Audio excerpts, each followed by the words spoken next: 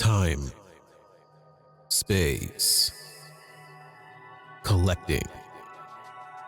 A multiverse of stories shaped by the choices we make. We are your guides across the Marvelverse, exploring everything from the MCU to cards and collectibles. Because every piece we collect tells a story. The question is, what does yours say about you?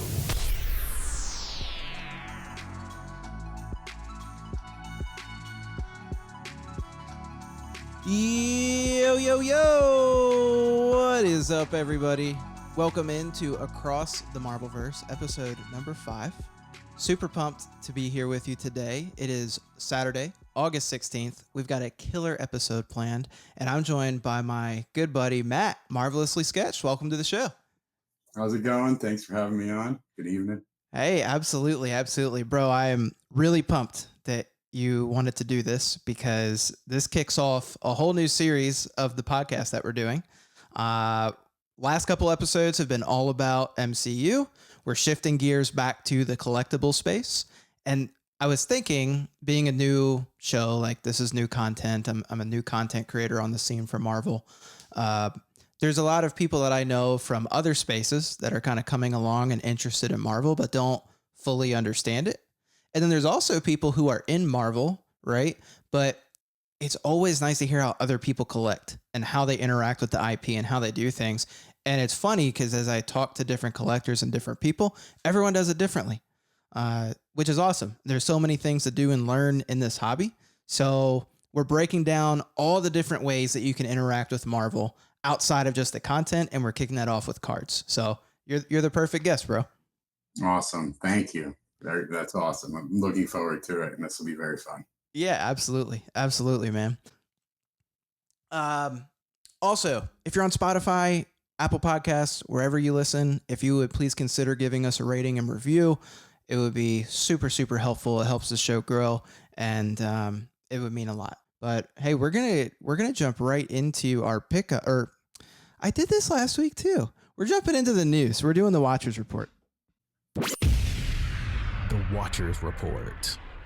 I got to get better at this. I got to get better. And one day we'll get there. Still new. Still new. That's the whole point of editing, brother. Yeah. Oh no, I do one take. Everyone gets to see all my embarrassing moments. So the only thing I cut out from the show genuinely is like dead. I try to cut out dead air, and then if there's long I try and cut those out just for that way when you listeners, it sounds a little better. But hey, Watchers Report. This is when we break down the latest Marvel news. Not much going on this week for news, just a couple small updates. We'll start with the MCU. Thunderbolts is set to air on Disney Plus August 27th. I know a few people who didn't get a chance to see that in theaters. Terrific movie. I don't know how you feel about it. I loved it. It was a good movie. Yeah, I saw it in the theaters with my family.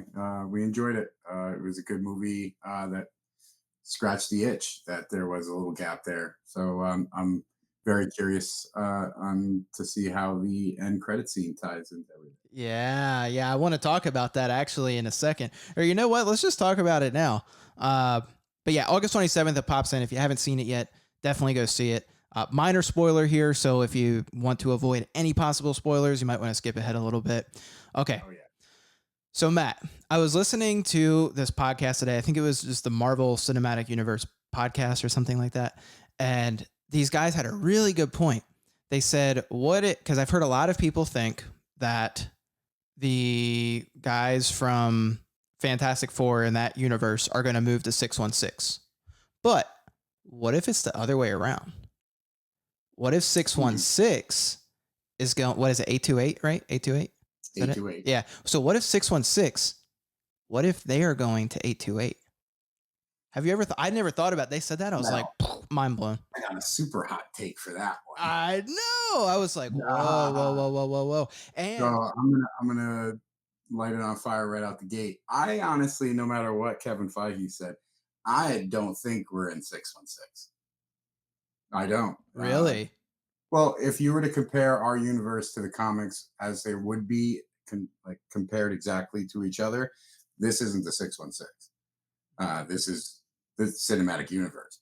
Now, I believe we may get the 616 after Secret Wars / Battle War. So that's what I'm excited for. Now, the concept of our heroes jumping on a ship or somehow getting to the other where the Fantastic Four currently are, 838. I would say that's a possibility. I don't know though, because we did see, spoiler alert, we did see the ship, Fantastic Four ship, which was a multi-dimensional ship traveling from 838 to our MCU universe. So I guess I would say I'm more aligned with Kamala when I say 19999 or whatever. um, I think that is the safety boat, because if you want to follow the comics, and again, this is like loosely, they're putting stories together to make it work. So that's another reason I don't think this is 616. Um, the what is it called? Future Foundation. They do get on the ship with Nathaniel and the whole family and a bunch of people, but not obviously the population of the planet. And they dip and they do reach, I think it was Battle World. So uh, do we think that they're going to head to theirs? I don't know if they're going to head to theirs. Do I think someone might head to theirs before the incursion? That might happen. We might get to see interdimensional travel between our world, the MCU, and the 838 in some kind of form, the way we saw Reed working on the chalkboard with the portals. So that's a possibility. But do I think we're all getting on a life raft and heading over there? I don't think so. I think the way Doctor Strange has been seeing things, and that's left a little unknown. I believe our Earth is a anchor point itself in a way. So here's one thing that brought about this kind of crazy hot take theory that I don't know if it's true either. I never thought of it till a couple hours ago. But so apparently Kevin Feige recently said in some interview somewhere that the Fantastic Four, like they showed their home or whatever, and like the kitchen and all these places. And basically he was saying like, we're going to see more of that. And one of the things he said though, is you will see a lot more familiar faces in that kitchen. So that's what started the whole thing. It's like, wait, familiar faces. Does that mean the heroes are going to somehow get there and be there? And then that led people to thinking, well, maybe there's like some incursion event and they have to go to 828 to try and fix it. Maybe America Chavez is how they get there. Maybe they start tying them in. I don't know, but it made my mind start spinning. I like it, especially that you're bringing in America Chavez with the possibility of her breaching, the walls between dimensions. Mm-hmm. That's really cool. Again, though, I think it's more of a recruitment. Mm. I think we're heading over there to be like, yo, why don't you guys, something's going to have our heroes or the heroes that we may have been loosely introduced through the movies and shows, some team form, maybe Young Avengers, New Avengers. They're going to head over there and try to regroup. And maybe it isn't a recruiting at first, because you got to think they're probably going to somehow tie in the Illuminati storyline here with Secret Wars, where some kind of party may be put together to say, hey, if we get rid of that planet, Earth, our Earth will be saved. So to preemptively strike, and they head over there to do some kind of recon or something, and then find it's too much. It's too positive. These heroes are too important to let this go. So maybe, or when they get there, it's too late. The incursion's already happening to that planet, and they save people. But that's a great theory. It's a great thought. Everything's so loose right now, especially with the way the Russo brothers are. You never know. They like to tease you a little bit and then, put out some false flags. So yeah. And there's always like a surprise. I feel like there's a lot of things that happen. You go in and there's always something that you're not expecting. So that was what also kind of led that conversation. It's like, okay, well, everyone's kind of assuming, what's going to happen, but what are we not expecting at all that they might surprise us with? So I don't know. It was a good take. I'd like to hear what the listeners think. I'd love to hear your comments on that. But anyways, coming back to news. If you haven't seen Thunderbolts, August 27th, it'll be on Disney Plus. By the way, I'd like to pat myself on the shoulder for that. I guessed it would be at the end of this month because of Fantastic Four. I figured they would push it back a little bit, and I expect Fantastic Four will come out a little bit later. Oh, this is random. I read an article from the Direct. Aunt May in the last movie was 60 at her time of death. Did not look 60. But yeah, so I thought that was very interesting. Everyone, I think, assumed she was a lot younger. I don't know. I threw it in the news. I just thought it was an interesting little tidbit. Yeah, it's hard to imagine. Yeah, I know. I was like, it's a stretch. Pilates or something. Yeah. Just keeping young. You heard it here first, folks. Go do Pilates. Fantastic Four. Wanted to hit the box office numbers for that a little bit. I've been giving updates each week. Last I checked, it was at 434 million. I think by now they're hoping to at least have hit 500. So again, it is underperforming. It has really only exceeded expectations opening weekend. Every week thereafter, it has underperformed. So that's a little bit of a bummer. Deadpool and Wolverine was like a smash hit, and I forget what the number was. Like I think it was like 1.3 billion on that one. They made a ton of money off Deadpool and Wolverine. So a little bit of a bummer. Fantastic Four is performing that low. So I don't know what that means, if that could change anything for upcoming projects, but definitely a bummer. Yeah. It depends on how you're looking at it. I mean, are we comparing it to, when wow, I totally lost the train of thought there. Are we comparing this to the multiverse saga previous with the Infinity Stones, where every release was so anticipated? I kind of feel that we should be gauging these movies on how well they're doing at release and probably the week after. And just saying, because Deadpool and Wolverine did so well, because I think it was because they promoted the heck out of that. There was a ton of marketing. Yeah, it geared towards adults. Obviously, adults. It was our movie. Funnily, very funnily, you heard, especially me, brought our kids to the movie. Oh, all right, well, whatever. We'll run with this. You know what I mean? So I think it did so well just because. You brought back Hugh Jackman. There was a lot of aspects to where that would see. Oh yeah. The original series box office numbers, but I think Fantastic Four did very well. It killed on release. It was very anticipated. There was some bad news drama going on there for a little bit with Pedro Pascal. Yeah, I saw that. So maybe that turned off people right before release. But even still, I think the movie outperformed when I saw it, and I think it did pretty well at release. Yeah, it definitely did well at release, and I think that's a good sign. I also think it's a good sign that it brought in a much younger audience than Marvel movies typically brought in, which is mandatory that happens for them to continue to grow and develop. So I think that was great. For me, the only bummer is just, it's Disney. They want their money. And this movie has to hit 500 million for their quote unquote break even from everything that went in. So it's, at this point, I was hoping it would have hit that just from that corporate perspective of, we got to make money on each investment. And they're going to, between merch, between the next few weeks from the Disney Plus drop, they're going to make that. There's no project Disney's not making money. There's no way.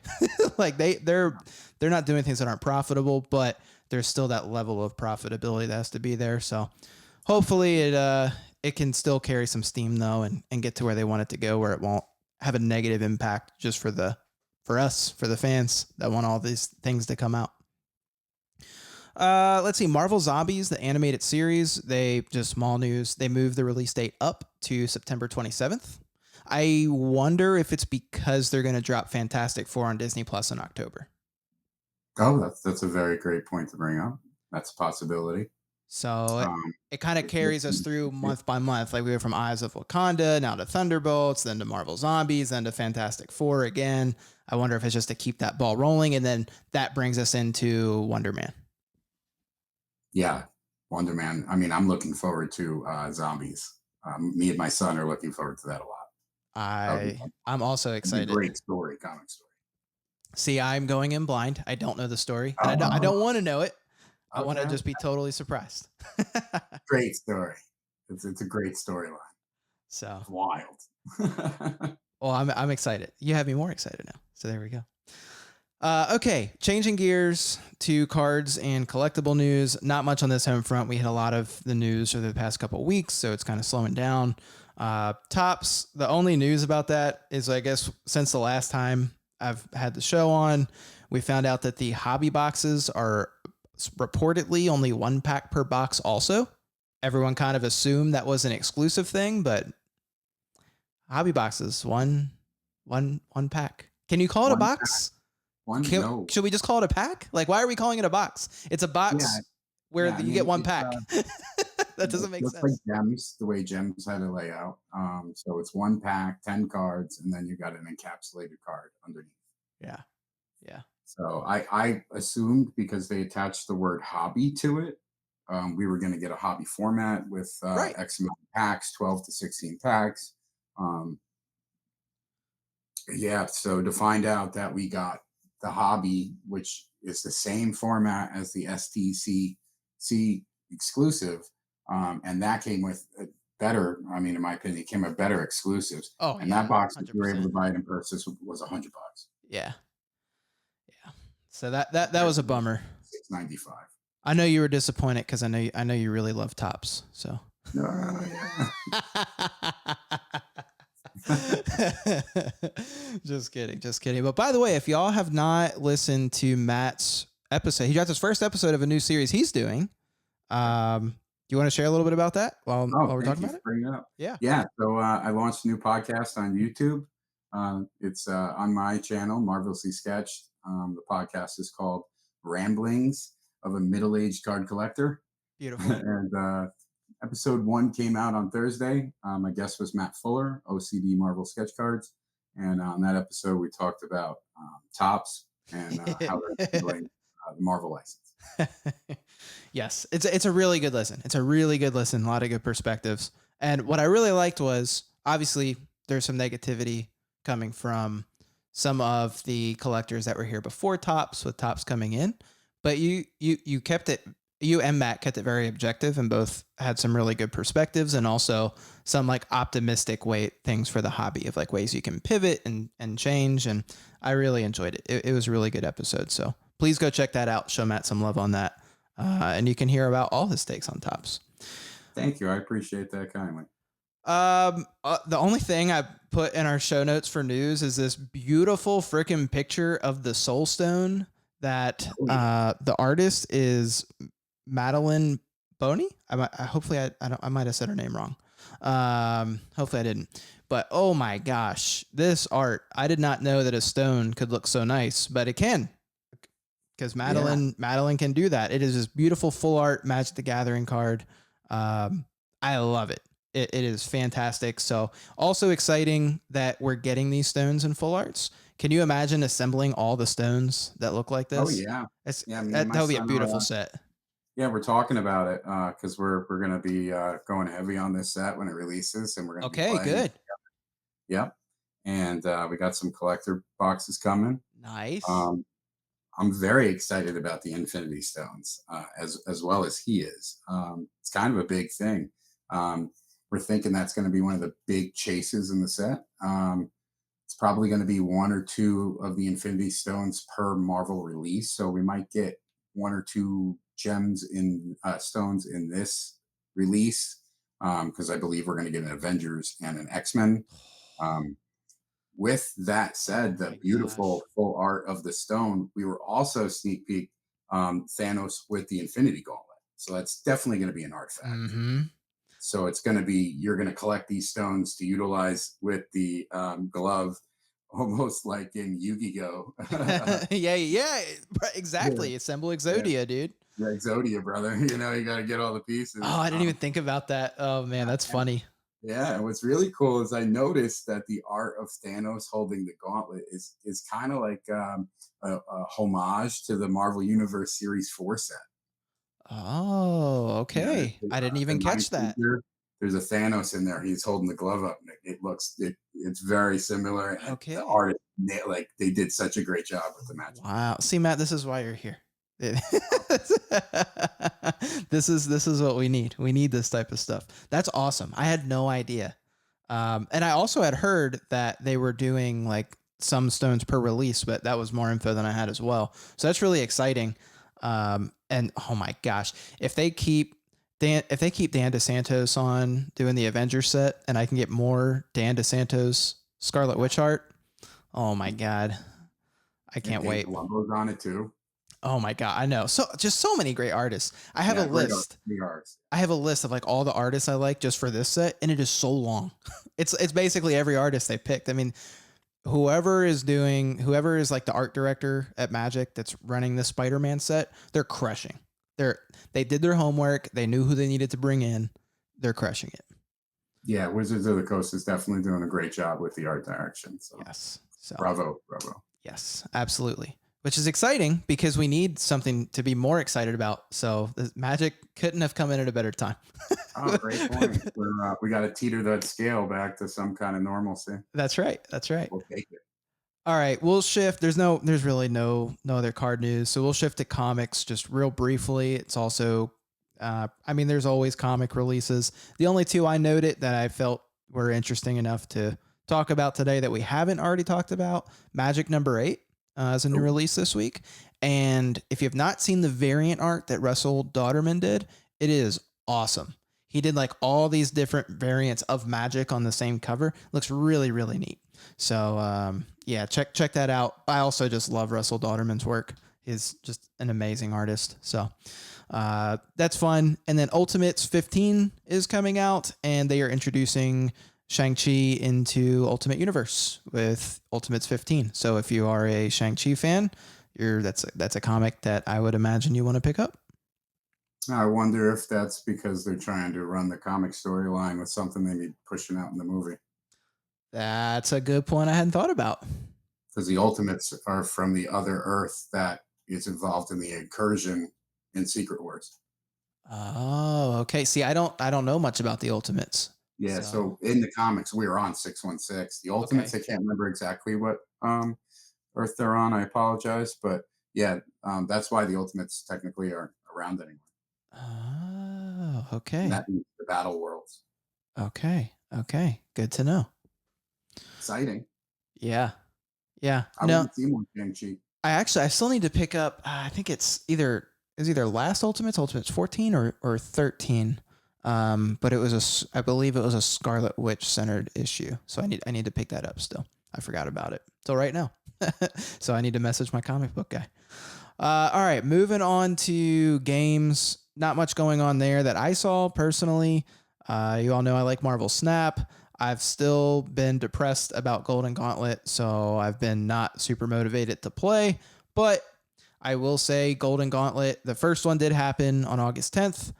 They did crown a champion. It was F300 XEN. So shout out to F300 XEN. His list was Ant-Man, Elektra, Goliath, Mercury, Captain America, Sam Wilson, Gorgon, Captain Carter, Captain America, Cosmo, Moonstone, Cannonball, and Spectrum. So a cool little ongoing list that he built. I watched some of the gameplay. You can go on YouTube to I think it's just on the Marvel Snap normal YouTube page where they stream the whole thing live. I will say it's a killer deck. I believe in top 16 there were maybe like 6 people playing a very similar list.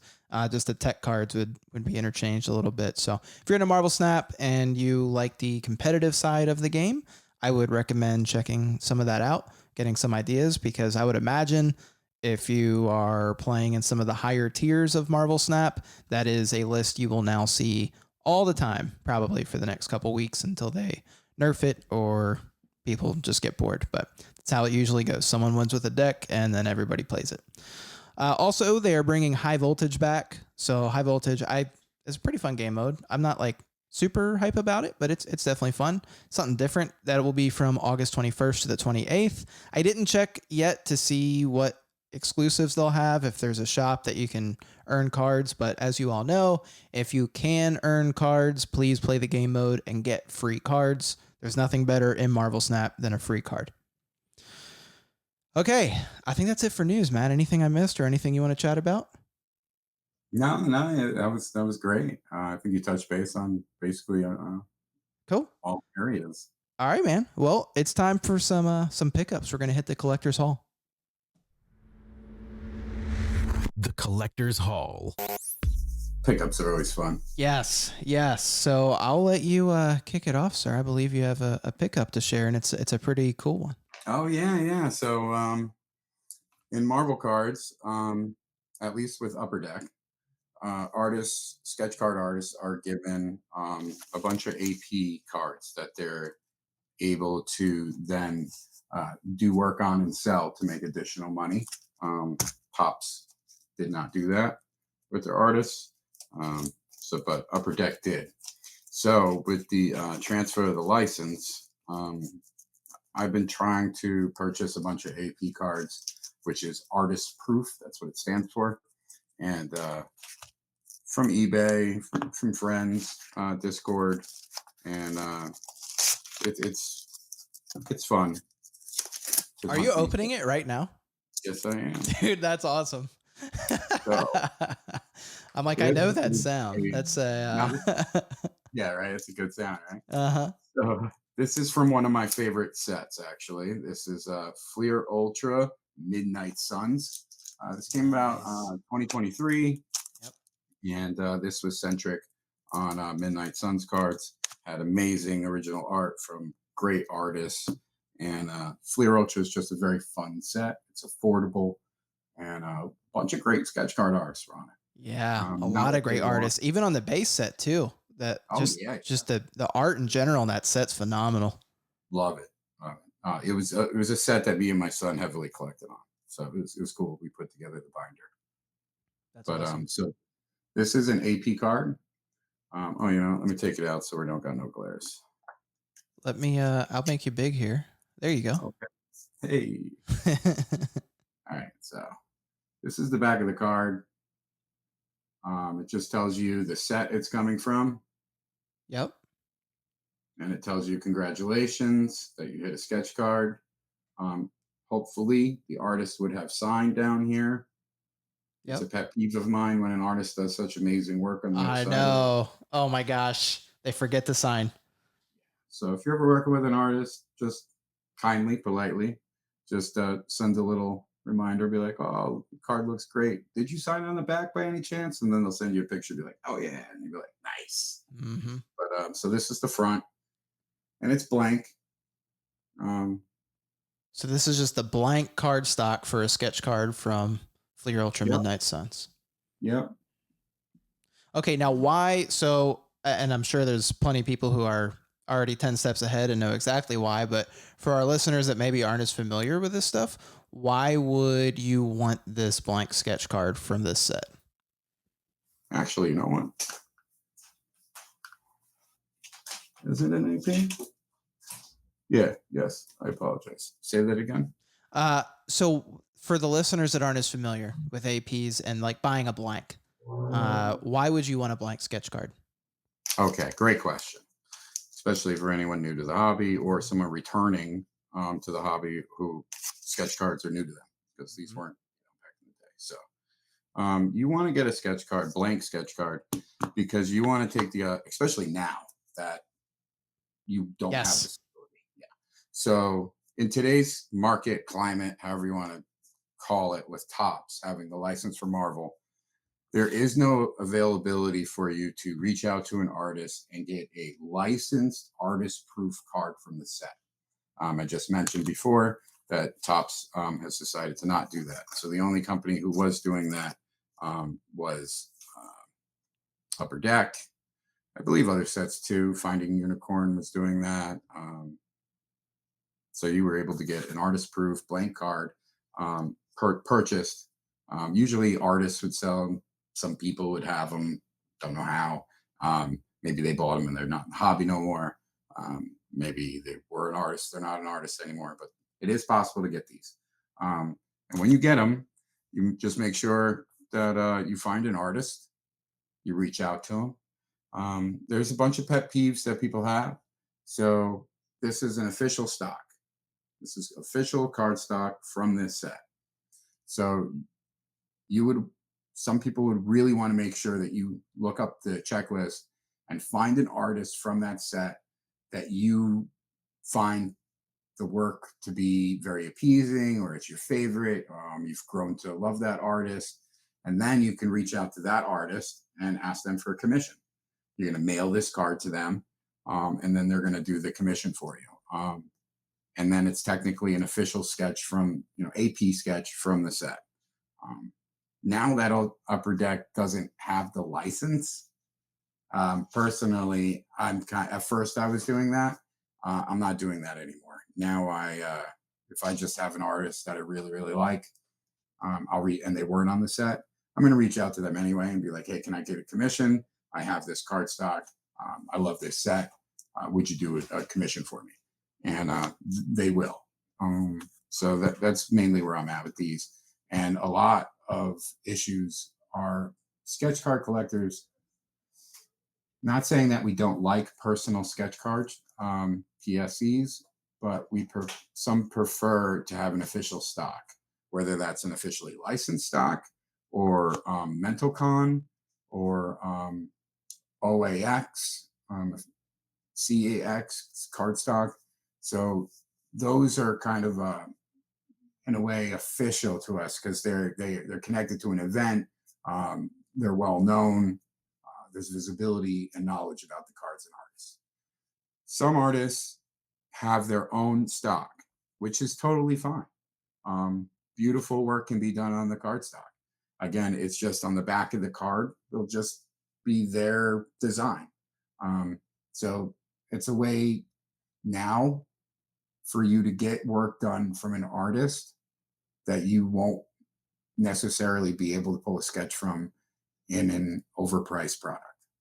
Yeah, and that's so important right now too, right? Because I think one thing that a lot of people are bummed out on Tops, among other things, is it's so hard to be able to get a sketch right now, right? In Tops, if you're trying to pull one, it's extremely hard. If you want to buy one, the prices are like astronomical, what people are asking. But if you have these artist proof blank sketches, you can reach out to artists that you love and you can get sketches from honestly, probably a lot of the same people on Tops for much, much cheaper, an amazing work. And then you're supporting the artist directly. So there's so many pros to this, and it's a way to still interact with the hobby and still collect sketch cards. So this is the move right now, Matt. I mean, that's very smart that this was your mail day to get a blank sketch card. It makes perfect sense. I would be trying. I mean, I've certainly looked some. I haven't picked up any myself, but it's definitely been on my mind. Like maybe I should be picking up a couple blanks just to have. I recommend. I recommend it, and it doesn't. I have one here I could share with you. Yeah, please do. Yeah, let me grab it real quick. And I want to correct myself because I did notice this when I pulled it out of the mail. Again, I just opened this with you guys. This is not an artist proof. Really? No, It's just a blank. No kidding. Yeah, this is a blank artist sketch card, and I want to show you. This is a commission I had done by Ross Radke, and you can see in the corner it says AP. Yep. AP. So, and you can see it right on the front of the card. Yeah, and it's usually in silver lettering. Mm-hmm. Yep. It's in the top left corner. It says AP. And that's how you know it's an art. And that's important because if you are going this route, it's very important to keep the integrity of the hobby in sketch cards. So if you do have an artist proof, you want to make sure if you are ever to sell it or trade it, that you advertise it as such. Yeah, and this one does not state AP. So this is an actual sketch card that an artist would have got to hand in to the art directors for approval. That's really cool. That's the card that never got sent in or worked on. So do you have plans for that card, Matt? I do now. Yes. Yes, I do. You don't I have to have share. a list. I have a current list that's already out. Um, and I'm trying to do like a rotation. So I do have a list of artists that are pending. Nice. And there's a few artists that I'm waiting to get for them to free up. It's a lot of busy right now, which I'm great to hear. It's very happy to hear. That's good. That's Some good. some are very busy. Absolutely. Well, cool, man. Well, I'm excited to see who you get for that and what goes on it. I'll definitely, I can't wait to see that. It's going to be fun. Yeah. Oh wait, I was gonna grab that other Oh, yeah. card proof. Yeah. But yeah, while Matt's gone to, just to hit more on the sketch card artists as well, it is, for me, I really like having an artist that worked on the set. So, like, I have a card that's behind me that it was from Chris Botterill. I don't know how to say his last name, but love his artwork. And I loved it so much that I wanted to get an AP because I couldn't find a pack pulled sketch. So for me, it was worth it to get that AP. So it's also a way to get these artists that you really enjoy, even if you can't get the actual pack pulled sketch. Hey, it's still on licensed cardstock, which is amazing. Okay, Matt, Correct. take it away. Correct. You are, and you said it perfectly. That's exactly a way for you to now get somebody's work that you're, unless you're able to purchase a box and you hit a sketch, or if you have the purse right now to buy a sketch slot and a break. Right. But just one point I wanted to break out is, there's also DC. Yes. So this is a artist proof sketch blank for DC Bombshells.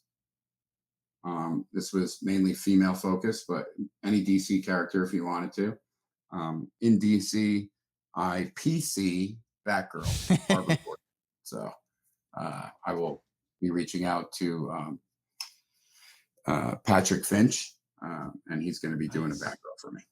Nice, man. You're always getting some crazy stuff done, bro. Thank you. You gotta pay respect to the artist. Yes, that's and that is one thing that we were just talking about the other night, is how important it is right now, especially to support artists if you have the capacity to. Like, if you can, it would go a long way for these artists that instead of paying some crazy eBay price right now for what people are paying on some of these top sketches, just give even half of what some of those sketches are going for. You give half that directly to the artist, and you will get something incredible back. Yeah, that's why, sometimes it's one of the frustrating things that they get an AP done. Some people get an AP done from an artist, and then that's all of a sudden right on eBay at an exorbitant price. And sometimes they sell for that price, and it's like, oh man, the artist could have got that money. Mm-hmm. Yep. Yeah, I know, for sure. Okay, and I'm sorry, Matt. Also, I brought you back to Duel. Did you have any other pickups or anything you wanted to share? No, that was it. I just the blank sketch card. I'm waiting on some original art pieces that'll be sharing.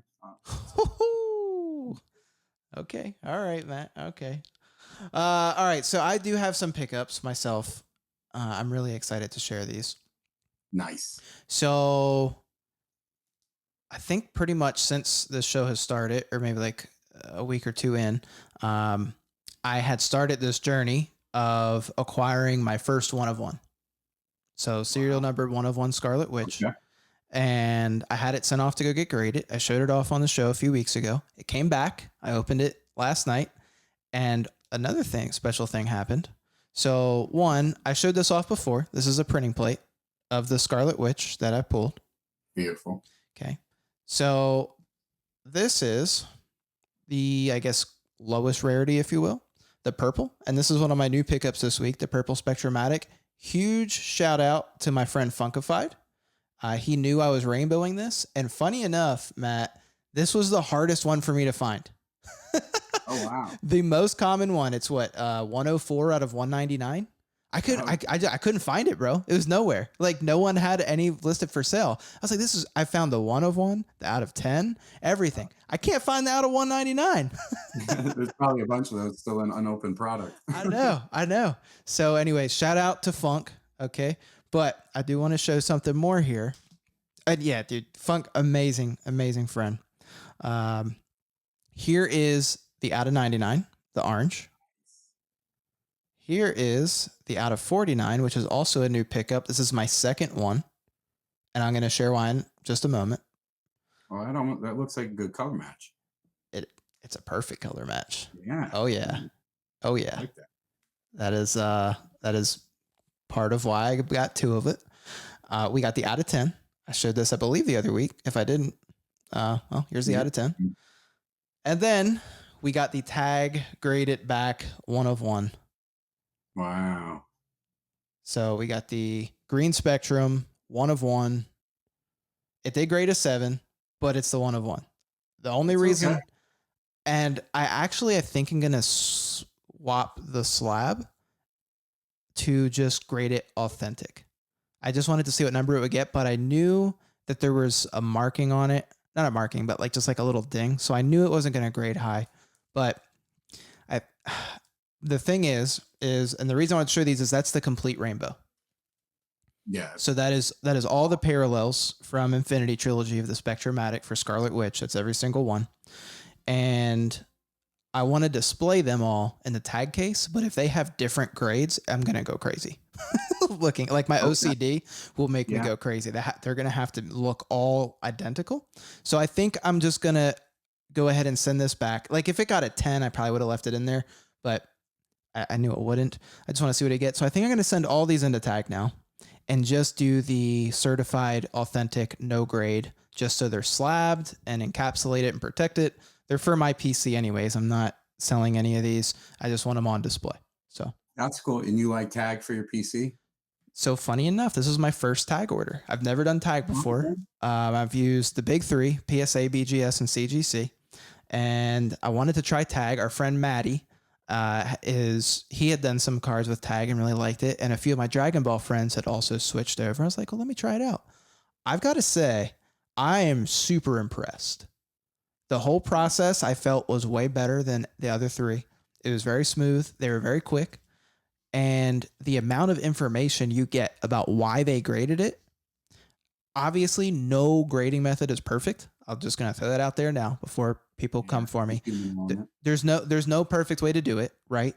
But the fact that they can give me such detailed reasoning, it is, I mean, you get a whole report that you just scroll through and they have the scans that they show you. They show you every single piece that popped, like every single little marking that popped up on their scan, how much it pulled. They have centering and exactly like where and why it was off centered or by how much. It's a phenomenal report. I had never looked at one before, and I think you can just go on tag site and look at any report you want for any card. I had never done that, so I kind of went in blind. But dude, I was impressed, and they give you a really nice high res picture of it in a light box. Oh, okay. So that's interesting, and that's definitely intriguing to hear. As I do encapsulate some cards that I get for my personal collection. I personally use CGC. I do like their new look. I do too. I do like it. So, especially if you hit a gem pristine. 10 is that gold label. Is it's nice. It's nice. I've only ever hit one, but it's nice. I have one. It's funny too because I went from PSA was the first company I graded with, and I don't like how those slabs look. Personally, just my personal opinion. If you like them, cool, good for you. Yeah. So then I went to BGS. I went to Beckett, and I really liked Beckett. And then when CGC switched their slab from the blue, I was like, oh, I'm all in on CGC. But then tag popped up, and bro, I got to say, I really like this like clear finish on it. It puts a lot of focus on the card. Very interesting. I personally never liked PSA for display. I don't like the white and red. If for value, it's great. If you want to sell your card or you want it to be worth something, I highly suggest using PSA. Yeah, exactly. but for CGC, you don't get the notes like that. So that's very, very nice. Try it out, man. I'm like what I did, and I'm going to show the next two that I sent in as well. I just sent in 3 cards. I just wanted to try it out. And Okay, I sent in. So the other cards I sent, I'll save the non-Marvel card for last. I know this is a Marvel podcast, but I'll just show just one. But this is the Scarlet Witch I got. It graded horribly, by the way. It got a 6. But it's the Casey Parsons. Yes, Casey Great Parsons. It's the Omega 10 out of 10 auto. So I just wanted to have this encapsulated. I totally missed that there was a dent in the back. So that's just me. I'm horrible at inspecting cards. Like, don't ever trust my opinion on any card I ever inspect. I'm so bad at it. Friends, I'm like, yeah. What do you think? What do you think? And I'm like thinking they have nothing better to do, you know? I am notoriously bad at it. I thought that would get like an 8 or 9. I don't know. But yeah, it got a 6. It's pretty bad, but whatever, whatever. So here though, this one I was pumped about. And this is a Dragon Ball card, but it's one of my favorite Dragon Ball cards, and it gemmed. Nice. Now, is there a difference between the casing for that than your others? There's no difference. Now, I haven't looked into tag that deeply. I don't know if they do have one that's above this. I need to look closer. So yeah, I have no idea. But I honestly hope there isn't. It's kind of something that attracts me to tag is no matter what I grade, the style of the slab will remain the same because I only grade personally to display. So the cards that I display, I typically put in a slab. Protect the card from dust. Exactly. And then if I'm going to go through the whole process of encapsulating, I just like to know what they're going to grade it. I don't know. It's just fun to me. There's no other reason. I just think it's fun. So, but anyways, that was my first submission. And this is cool too, Matt. If you didn't know, they wrap each slab like it's a pack of cards. And you can hide the grades too if you want them to, so they won't tell you. They just ship it to you. And then when you get it, it's like you're opening up a pack of cards to see what grade you got. Like a foil pack? Yeah. Yeah, it's like this. You rip it open. Each one is individually packed inside the box. I like that, so they don't scratch each other if they're bouncing around in a shipment. And it's fun. It's fun. It's like the whole experience open a box of cards again. So I'm a fan. I like them. I like that concept. Yeah. Yeah. How you're opening it like a blind box. Mm-hmm. Yeah. So I'm gonna send them. I'm gonna do another order. I'm gonna start crossing all my stuff over, and I got a few more I want to grade. So I'm excited. Just to run through the rest of my mail day real quick. Picked up an Avengers 22 comic cut. Just a little something. Thought it was nice. That'll go for the binder. Huge shout out to our friend Steve from Australia. He sent me this note with a kangaroo on it that he drew. Oh, that's awesome. It says, "Good day, Jimmy." Down under. And then he said, "Enjoy, mate." But dude, so nice. He said, bro, and we talk all the time, but I did a binder night with Graydon, I think like a month ago. And he saw my Scarlet Witch binder and saw some of the cuts that I collect. And he had some and he was like, "Bro, these just belong in your binder," and just sent these to me. So he sent this. That's very kind. Mm-hmm. Just so nice of him. So I have to get him back. It's got to be shipping, right? Oh yeah. So I need to find some Doctor Strange somehow and get him back for this. But this is West Coast Avengers 56. I heavily collect cuts. I think I'm at like 12 or 13 cuts from this issue now. So really, really pumped to have this one. And it's a great shot of Magneto that I have other cuts from this page too. So that's cool. So yeah, so was pumped about that. And he sent me Avengers 240, which I also have another cut from. Not the same page, but I do have another cut from this book with Scarlet Witch on there. So, Matriarchs was such a great set. Phenomenal set. And then it's not done yet. Then he sent me this film cell from the Multiverse of Madness set with Scarlet on it that he had sitting around. And I'm sure he went heavy on that because he's a big Doctor Strange collector. Mm-hmm. And then he sent me these cards that are Australia exclusive. And don't kill me, Steve. I forgot where you told me to get them from. I think he might have said the grocery store. Wow. Out in Australia, yeah. So there's a Spider-Man. Well, here's Daredevil, and then there's a Cyclops, and then a Spider-Man. That Cyclops art looks pretty. Nice. Yeah, it's cool, man. It's they're cool cards. So, dude, thank you so much, Steve. I appreciate that, and I will find a way to get you back for this for sure. Last pickup for me is I finally tracked down a bronze Masterpieces Scarlet Witch. I've been looking for this. This was the Walmart exclusive, I think, was the bronze. So could not find this card for a good price for a long time. I'm telling you guys, I've said this before, patience wins out almost always. This card had multiple sales going where it had hit like 70, $80. I was like, it feels too high. $30. I'm telling Oh, you. great crap. Yeah. So just, have boundaries. And if you really want a card, go for it. But I was like, no, I'll wait. And I waited and it rewarded me. So anyways, those are my pickups. I will probably have more next week, a little bit of a teaser. I picked up like a bunch of cuts from one guy in particularly. He went and posted a ton of cuts from his collection, and I think I have over 10 coming from him. So that'll be really fun to show off. Oh, that's awesome. But hey, let's jump into our main topic today. Today's focus. All right. So we are talking all about how to collect, different methods of collecting. And really the whole idea here is to inspire you and give ideas on how you can either elevate your collection or maybe even just start your collection. And Matt, I thought the best way to start this conversation off is just sharing a little bit about you and how you collect. And I know that you have some very cool strategies and specific characters you collect. So I'm just going to start it off by handing you the mic. What can you tell us a little bit about just what you collect and how? Yeah, sure.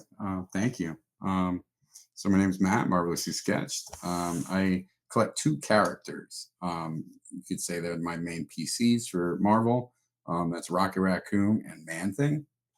I hit a Such lot cool of characters to pick too. yeah, they are. They are. Rocket, I've been critiquing my collection. So I it's a little I'm a little bit of everything, right? I'm a character collector, but I'm not necessarily going after every single card that has my character in it. Okay. Some people do that. I mean, literally, like if the character's arm or foot is on some part of the card or mentioned in the description on the back of the card, they're going for I was on a call with Raj last night. He was like, "Look at that shoulder." I was like, "Oh, here it that. goes," and I love it. It's there, it's there. So I mainly go for art or cards that I really enjoy for my character. And I'll rainbow those. I mainly collect sketches is what I've critiqued my collection for. And I've even mainly critiqued my collection to focus mainly on Manta. Um, I love raccoons. So that's where my love of Rocket Raccoon came from. Guardians of the Galaxy, the three movies were some of my favorite movies. That character was one of my favorite characters and character arcs in the MCU. So that was really when I came back into the hobby. I was like, I'm going for Rocket.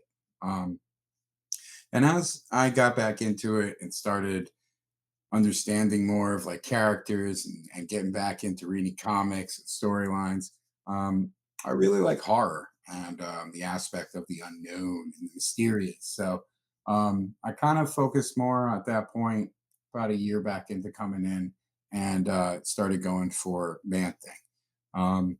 What really helped that decision was I was able to get the Dan DeSantos MM22 preliminary sketch for the original art. So So good, dude.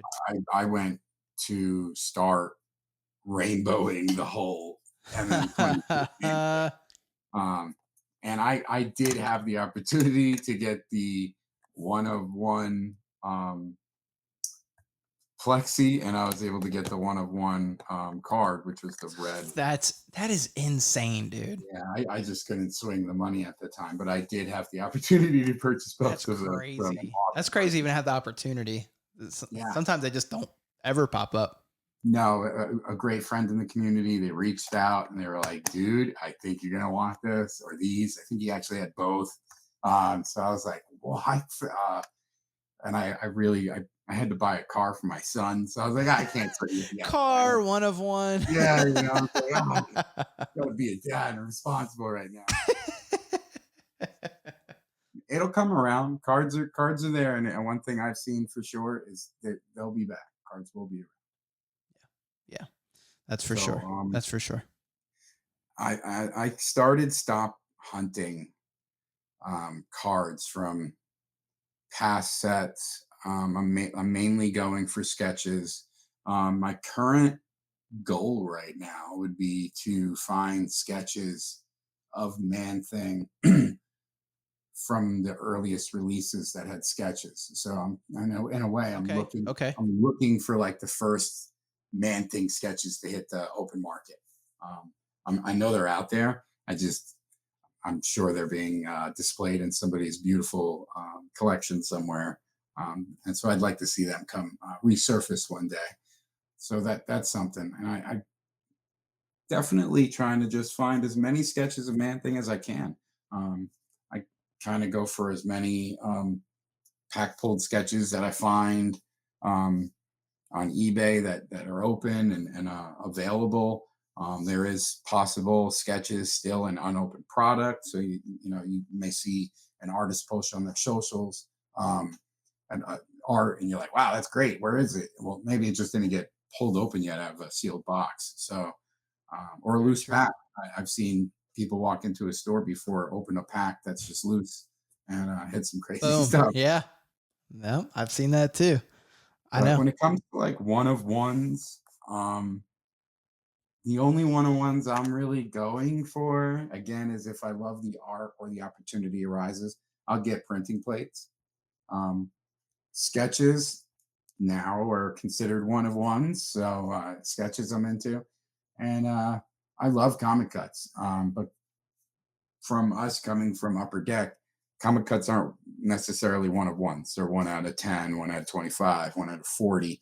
You might find parallels for that cut, but I like all those. But I mainly focus on sketches or commissions from Okay. artists that because I'm starting to get into art, original art. Nothing too crazy, but I really like finding an artist It's that I addictive, man. It's addictive. yeah, and then you know what? I'm gonna get something from them a little bigger than a sketch. Yeah. So if you find an artist, they nail a sketch for you, they just did it so good, and you're like, you know what?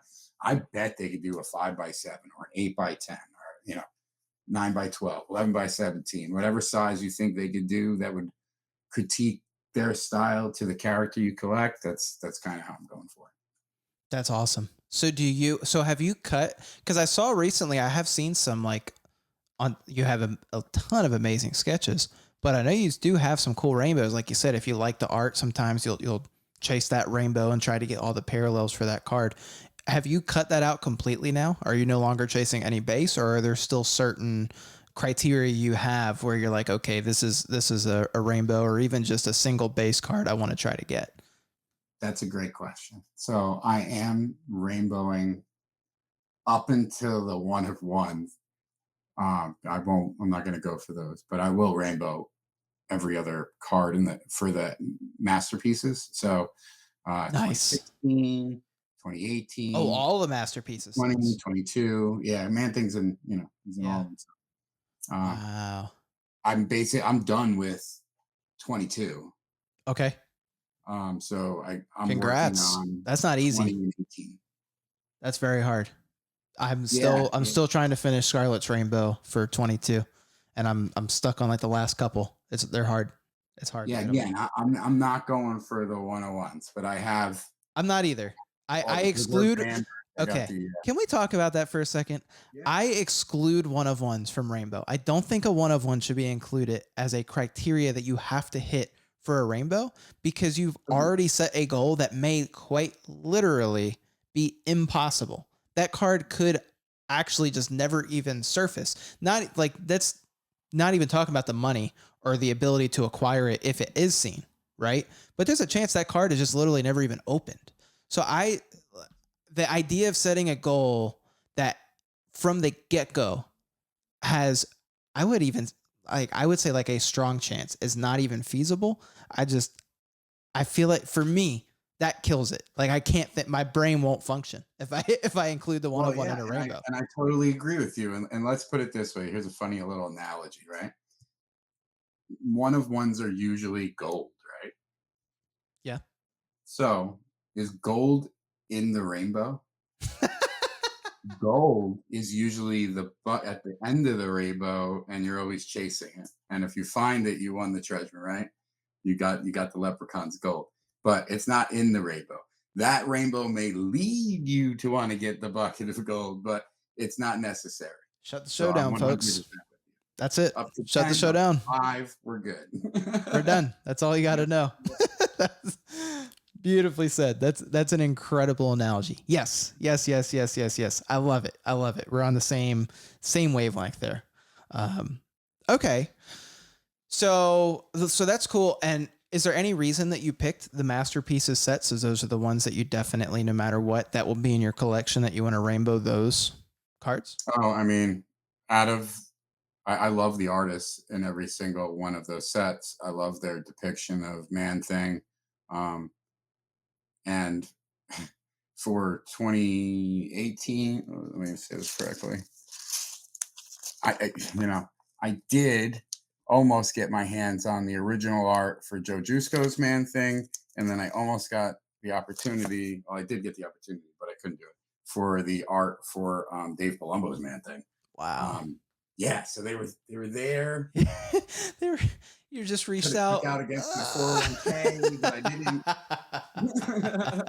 didn't. You're like, son, sorry, the car's actually got to go. You know what I mean? I was like, oh, you ain't going to college. He's got a phone, right? You get the Uber app, you got Lyft, lots of options, you know. Again, I love the community, for real, for always reaching out and offering opportunities. Yes. Greatly appreciated. Yeah. I just wish I was a little It more also open. stings a little bit. It's funny though. So, and what's really cool is you and I really haven't had a chance to talk like this Mhm. until now. And what's really funny is in my Scarlet Witch collection, I have different criteria of how I collect different types of cards and different even things outside of cards. But for me, the only sets that I'm going to rainbow everything out of is also masterpieces. That's also something I do as well, which hilariously, this pickup, the masterpieces Scarlet I picked up, that I believe completes the rainbow that I needed for this set. So I'm very close. I think now 2016 Joe's set, that is a really hard one to rainbow for Scarlet. I don't know if I'll ever complete that one, so that's a little disheartening. But other than that, I'm almost done with my masterpieces sets as well, excluding the one of ones like we talked about. So, but I thought that was funny. That was cool that you do the same thing. Had no idea. Yeah, I'm missing. I'm missing the green from Juiceco, which is what 25. Yeah. And 2018, I'm missing a bunch. That one, I haven't put together too much of. I just basically got the comic variant, base, and gold sig. So I got to work on all the numbered. Yeah, that's kind of me for 2016. I'm missing a lot of 2016, and then I also haven't even started 2024 with Grego's set. Some of the prices have just been so high for it. I've been kind of waiting for the market to chill a little bit. Yeah. So, and it has been cooling off, by the way. So now isn't a bad time to jump in. I also might rainbow Beast from that. His Beast, the box art is just stupid good, dude. Where he's upside down doing the whatever, mixing chemicals. It just looks so good. That one's awesome. His Dark Beast is awesome. It was great to see dude. that as well. Yes, in my closet, it would take way too long to pull it out. I have the uncut sheet from that set of. Oh, that's awesome. But I'm sending it to our buddy Donnie. We worked out a little bit of a trade, and cool. he's also using it now. I'm sure he might want to enjoy it for a little bit, but he got super heavy into DC. So if anyone wants a 2024 Grego uncut sheet and you have some crazy Batman card, hit up Donnie. You might be able to make something happen. But it's a beautiful sheet. Grego's work is just stupid good. Okay, back to you, Matt. Back to you.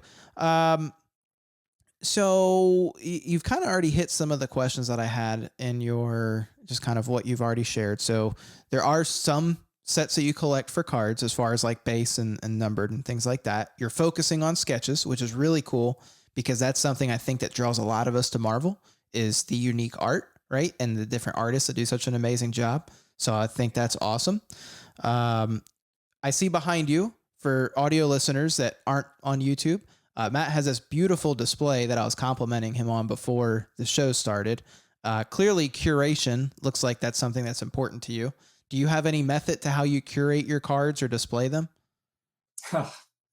OCD. Yeah. Something we all have in common in this hobby.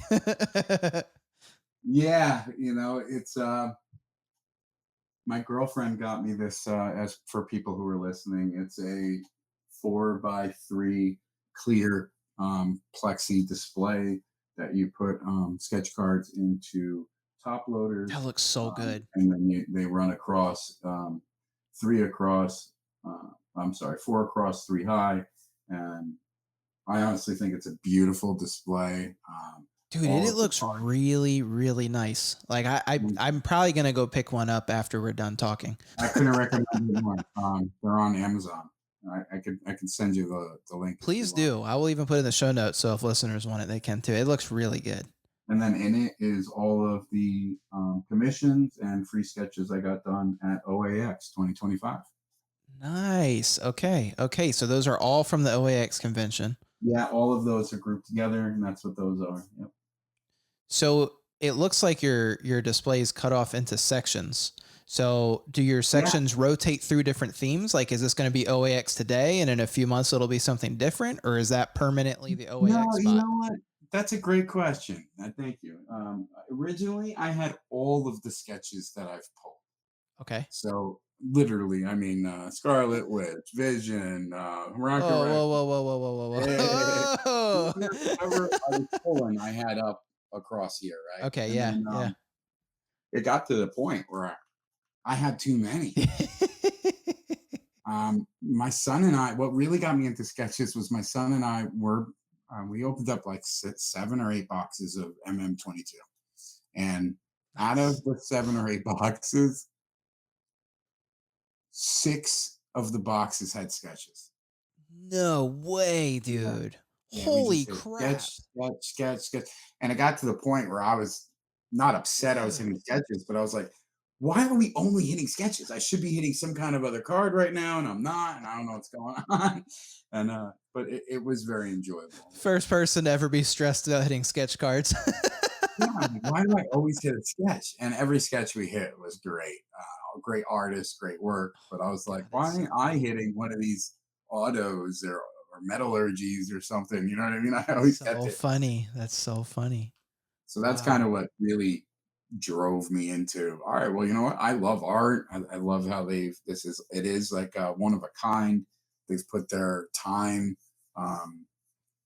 effort, and just the imagination that they put onto a piece of paper is just beautiful. Yeah, I agree. Cool. So before we jump into kind of just cards 101, as far as like what's next, you've kind of already shared that. So I don't know if I have anything else. Is there anything else you want to share about you and how you collect before we kind of start breaking down how our listeners can decide how they want to collect? Yeah, I mean, collecting is it's kind of you just got to get into it and see how you want to curate your own collection. Sometimes you may want to PC a specific character, and then you may just happen to keep pulling another character. And it could be the universe saying, hey, PC this one. But sometimes that's just how it works out. And if that happens to you, I would tell you to see what you can do with it, because you could save yourself some money if you're hitting some great cards from the same character, and just see how you rainbow it. And if you enjoy that character, keep rolling with it. But if you don't, then you have some trade fodder, that you can bring up to other people who might PC that character. I'm now, with the way Topps is holding the license, I'm not into character breaks, so I'm going to have to wait so the climate cools down on sets coming out now or just came out, for me to purchase a Man Thing insert or parallel. But I'm not a fan of the amount of parallels that are coming out right now. Okay. Um, Yeah. so I think I'm going to be more focused right now on just sketches and commissions, um, and upcoming Smart. commissions for the upcoming OAX. So just make sure you reach out to artists, see if they have card stock available, and Super smart. yeah, reach out to them because it's good time. It's fun. It's a lot of artists are very fun to work Oh, dude. Yeah. I did when I did my first commission and I reached out to an artist, it was just the coolest thing. I'm like, well, this guy's just talking to me. Like this is a guy's artwork I look at all the time. And now he's talking to me about drawing my card. Like, that's so cool. So yeah, it is a really fun process. So, and very, very smart, very smart. If you are listening, take notes. This is a really good way that you can still enjoy the hobby. And you don't I think people have a misconception that all of this art and like getting the source of cards is really expensive. I mean, it's going to cost something for sure, but it's really affordable. There's a with. Yeah, lot of artists you can I picked up an amazing commission. It was like $100 and it's one of my favorite cards I own. I mean, not saying $100 is cheap. It's not like it's nothing, but man, I mean, I think some people have a misconception. It's like thousands of dollars to pick up or just have an artist do any type of work for you. yeah. I mean, it all depends on the artist, their popularity at the moment, the size that they're working on, and the type of work they're going to do. I mean, if they're going Yeah. to do oil paints, acrylics, or if it's just going to be markers and colored pencils, Yeah. it all adds into how it works out for Yeah. But there's a lot of different entry points that you can get you. Mhm. into with this type of collecting, which I think that's going to segue us right into just cards 101.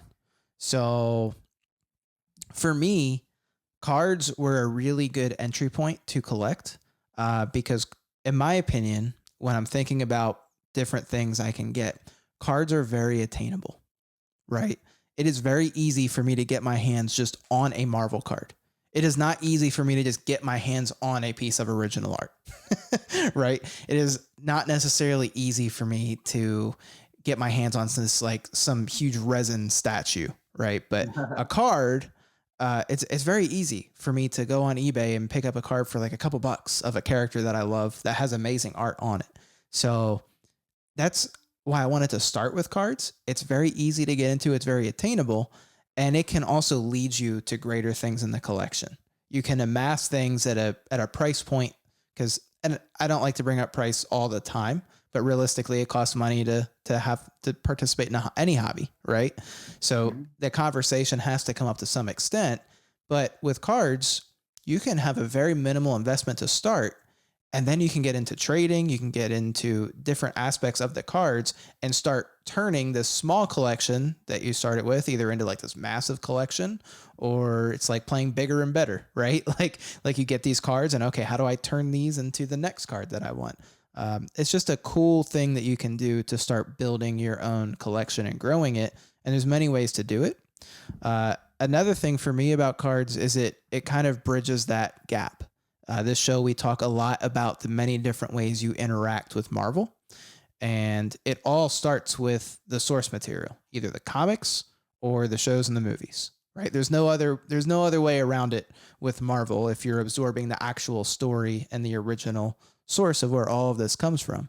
So when you're not watching those shows, when you're not reading those comics, what are different things you can do? And cards are a really nice way to continue to interact with the Marvel hobby.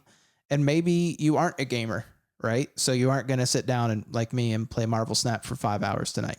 Uh, maybe you don't have the funds to go reach out and get a piece of original art or even commission an artist. Well, that art is on these amazing cards that you can pick up. So I think it's a really nice bridge to get that. Um, so the only other points I had for this and just why cards are a good entry point, it's also a very interesting medium. So actually, question for you too. Like I know you're starting to get into original art. One thing that drew me to cards is I can amass a lot more of them with cards that I enjoy. and I can actually have the space for them. I can put them in a binder, I can put them in a box, and I can put them in Great point. meaningful ways for my collection. I can't necessarily do that with these huge pieces of art. Is that Yeah. something that drew you to cards as well? Or I'm just curious if the medium specifically on that kind of smaller size. So what actually drew me to cards was my stepfather in third and fourth grade. Okay. Yeah, we would go to the local card store, Joker's Child, and would buy packs of Marvel Universe Series 4 and 94 Flair, Marvel, Nice. and we would put them in our binder in our kitchen table, and that was a lot of fun to do. Very great memories. That's why I enjoy putting binder sets together. I do binder sets. I have a lot of binders. So you can fit a lot of cards in places, but once you start getting the binders, they do take up They do space. I take up mean, space. Oh yeah, it is going to I take got up space. the Yeah. whole bottom shelf of these two bookshelves is binders all the way across. Um, and I very much want to agree with you. I think cards is an amazing entry point, especially for kids who want to get into it. It was a lot of fun when I was a kid. Yep. It was a lot of fun to do with my father. I'm doing it with my son. We've been doing it for So about two, cool. three. No, actually, oh my God, time flies. We've been doing it since COVID. So Wow. 5 one years. now, yeah, man. It's just I can't. He's going to be 18 next month. It's crazy. Wow, man, So that's so cool. I love seeing you and your son open cards too. It's yeah, so it's a fun. lot of fun. It's a great experience. And like you said, it's a fun medium to get into because it especially if you're watching the Marvel movies, you may be interested in characters that you see on the screen maybe for a little bit, and you're like, well, what is that character? And then that's what gets you into the cards and then the comics. But like you said, the source material is always where it comes from, and it's always a great point to check out the comics and the cards, not just the movies. They're affordable. If somebody's just coming into the hobby or returning from hiatus, um, annual beginnings, those are Dude, very affordable amazing cards too that you into. can pick up. Great sets, possible to hit sketches, comic cuts, Hmm. and then any of the Fleer Ultras are always a fun set. I Oh yeah. didn't like the Avengers because of the design they had on the back of the card with the stripes, but all of the other Fleer Ultra sets are again very affordable, very fun to open. It's a fun break to do, especially if you got kids. Um, and then you got Matriarchs, which was basically overshadowed because so many sets were coming out back to back to back to back at the last moments of them holding the license. So there's plenty of backlog for people right now to be able to go buy upper deck boxes and open and put together binders and hit comic cuts and hit one of ones possibly, or Yeah. just a rainbow of a PC, or to think of a PC that you want to choose. So one of the things that when I first came back in, I was PCing people based on the set, and it was based on the art I liked the most from that set. Oh, that's so cool. I love that. Yeah, so that's how I was doing it. I kind of That's didn't have cool. a PC where I was like, yeah, I like raccoons, Rocket's cool, but I didn't know if I really wanted to commit to Rocket. I really like Man Thing, but I didn't know about Man Thing. But one thing I was for sure about was every set that came out, there was that one or two cards where I was like, that art pops That's to the me. one. I really Yep. like Like that's the one. so and in Midnight Suns, there was a bunch of characters. I think Meat Market was a character. I just love the way the artist did his art. He's like a bone character, and it was just really cool. I was like, so I started grabbing a bunch of him. I liked Werewolf by Night, so I grabbed a bunch of them. So it wasn't just mainly my PC. It was like if I liked the art, I was going for it. And that's also one of the stepping stones that led me to say, why don't I just get art?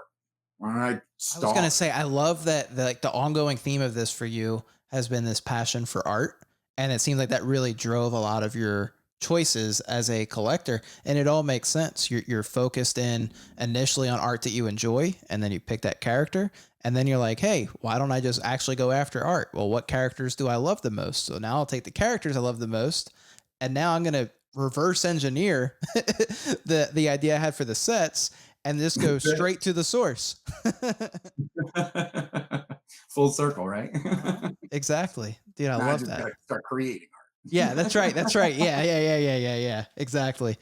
That's cool. And actually, your talk about sets kind of leads us right into the next topic of just different types of cards. I think a lot of people in the Marvel hobby, one thing that was really interesting to me is my background. Before I was into Marvel, I spent a lot of time playing the Dragon Ball Super card game and collecting Dragon Ball cards. And all I've ever known since a kid, fun fact, my present for my first day of school from my parents was a Charizard from base set. Whoa. The set had just dropped and they bought me a base set Charizard, like a full Charizard. I have no idea where that card is or what happened to it or anything. But, back then no one knew that card could be a house, right? um, that's why the people who do have it did turn into a house because no one knew, right? But yeah, so but it started for me with Pokemon and then to Yu-Gi-Oh! And then to Dragon Ball, another game called The Spoils. But all of my interactions within the collectible space were trading cards for the most part. So, and trading card games. So when I came to Marvel, it was this totally foreign concept. I didn't understand it.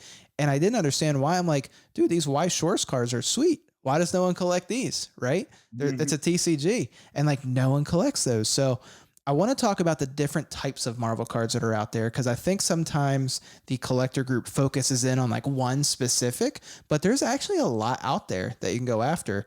And a lot of what we've talked about are the different hobby sets, right? And a lot of them are domestically here in the States where we are. You've got the older classic sets from the 90s. You had referenced some. You've got Impel, Marvel Universe you talked about. And what I've seen, and you can correct me if I'm wrong, because I'm not as well educated on some of the older sets as probably you are. Because I'm way late to the game. You've been in this way longer than me. It seems like they're a little bit simpler. That you have less inserts, less parallels. You have kind of a simple base card checklist you can collect. And it was really made for the collector and just to promote Marvel. So you could enjoy the cards. And that was it. It really wasn't about their rarity or anything else. It was just kind of enjoying these base sets that they put together. Is that kind of on par with what your experience was with some of those older classic sets?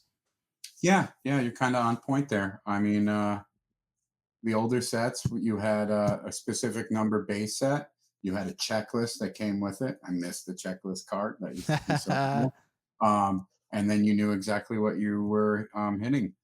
They were maybe holograms, but the main inserts that you were getting were part of the base set, and they would be a team ups.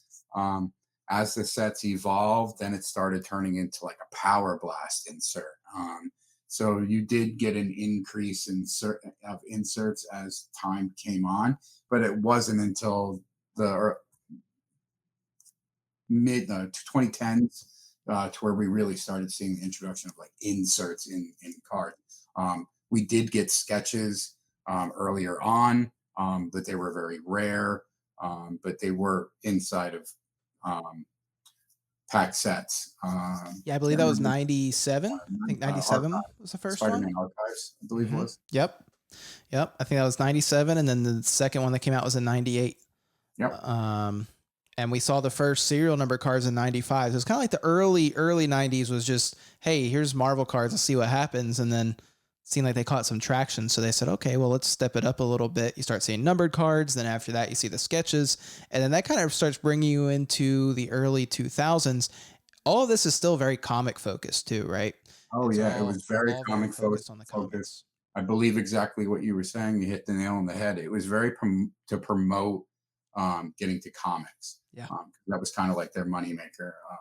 And they were eventually going bankrupt from it around this early times. And so. Right. And then in comes MCU. Yeah. And that also brings us into more modern collecting, right? Where Upper Deck really starts to do a lot more. We start to see way more parallels, sketch cards more common. You see the comic cuts, and you also see E-Pack come in, right? And if you're not familiar with E-Pack, we could probably do a whole episode of its own just on E-Pack. But it's just buying the cards online digitally through the ePack website, and then you can send them home, or you can trade them with other collectors, or you can actually just sell them. You can send them over to your seller account on ComC and just sell the cards outright online without having to have them. But you start seeing a lot. What's the word? I guess more ways to interact with cards, more ways to collect cards, and over time, you progressively see the number of inserts and parallels increase. And some people like that, some people don't. I think there's probably a happy medium where we've probably gotten to the point where I feel like we have a little bit too many. Yeah. If we could probably pull back a bit. Insane the amount of so a parallel is, so just for listeners, a parallel Please. would be a card with a specific art on it, and then there's different numbered versions of that card. And each one of those versions is a parallel to the base card. An insert is a variation of art or a specific topic or event that's going on in that time frame of the, like if it's comics, it'd be like Secret Wars and it'd be like some kind of event, and that'd be an insert. Deadpool or comic cuts are an insert. Sketches are an insert. A one of one is a parallel. So parallels, I am exhausted right now with the amount of parallels that are in the current market. With now, some of them look great, some look awesome, Yeah. but then like, do I really need 17 parallels? And that's not including the one of, it's like it's a little crazy. I'm laughing because I'm trying to rainbow both upper and low series of Marvel Platinum Scarlet Witch. Okay. And I showed my wife how many I have, and she just looked at me like I was an idiot. She was like, "Why do you have the same card 10 million times?" Like, it's not the same card. She was like, "No, And it's." then you're gonna have to get like the rainbow from the rainbow wheel from Oh, I have it. Oh yeah, you've got the base, you've got rainbow. a whole can of worms there. Mm-hmm. Yeah, because yeah. So I mean, there's a lot. There's easily, I don't know. There's probably 20 parallels maybe of both of them, maybe a little more. It's so many, so many cards, dude. So yeah, it's a little ridiculous for sure. For sure. So if you really love the art and you really love the character and you're jamming to that card, go for it. Go for the it. I will tell you this. It is a awesome feeling when you put the last card in yes. and you complete it. Uh-huh. That is a great feeling. You're like, oh wow, look at that. And then I did something. And you get all 9 together and they just look great, whether it's preliminary to like the highest tier, the lowest tier you have. It looks great. You know? Oh, dude. Yes, it's the best. That's how I have all my MMs set up. That's awesome. So preliminary art, and then base, gold sig, comic, yes, and then dude. purple, orange, green. I don't have the red. So everything we've talked about so far, right, is primarily what I refer to as hobby sets. You may also hear them as like non-sports cards, but it's referring to these companies like Topps, Upper Deck, even international sets like Kakawau is one right now that's coming around. There's also Finding Unicorn is out there. I like that. Finding Unicorn's a really cool company, but those will be some of the companies that you can look into, and just I would encourage you to just start looking through the sets, right? And we're going to go over resources at the end of the show you can use, but start looking up the different sets these companies have produced. And I love Matt's approach. See what art you like, right? Like look for characters you like and look for art you like. And that might be a really good way to just get your feet wet and be like, hey, I just want to pick up this one card. Or maybe it's, hey, I really like this card. Let me pick up it. And it's 4 or 5 parallels, right? And then you can slowly start working up a binder or however you want to collect. But there's more than just these, what I call hobby sets, right? And they are fun and they're meant for collectors, or well, they're supposed to be meant for collectors most of the time. Which is cool because you get more opportunities to collect different types of cards, as we've been going over all these parallel sketches, comic cuts, different inserts, lots of different things. But there is more. We've got trading card games. There's been a lot of cards that you can pick up, phenomenal artwork. A lot of the artists work on both non-sports and trading card game sets.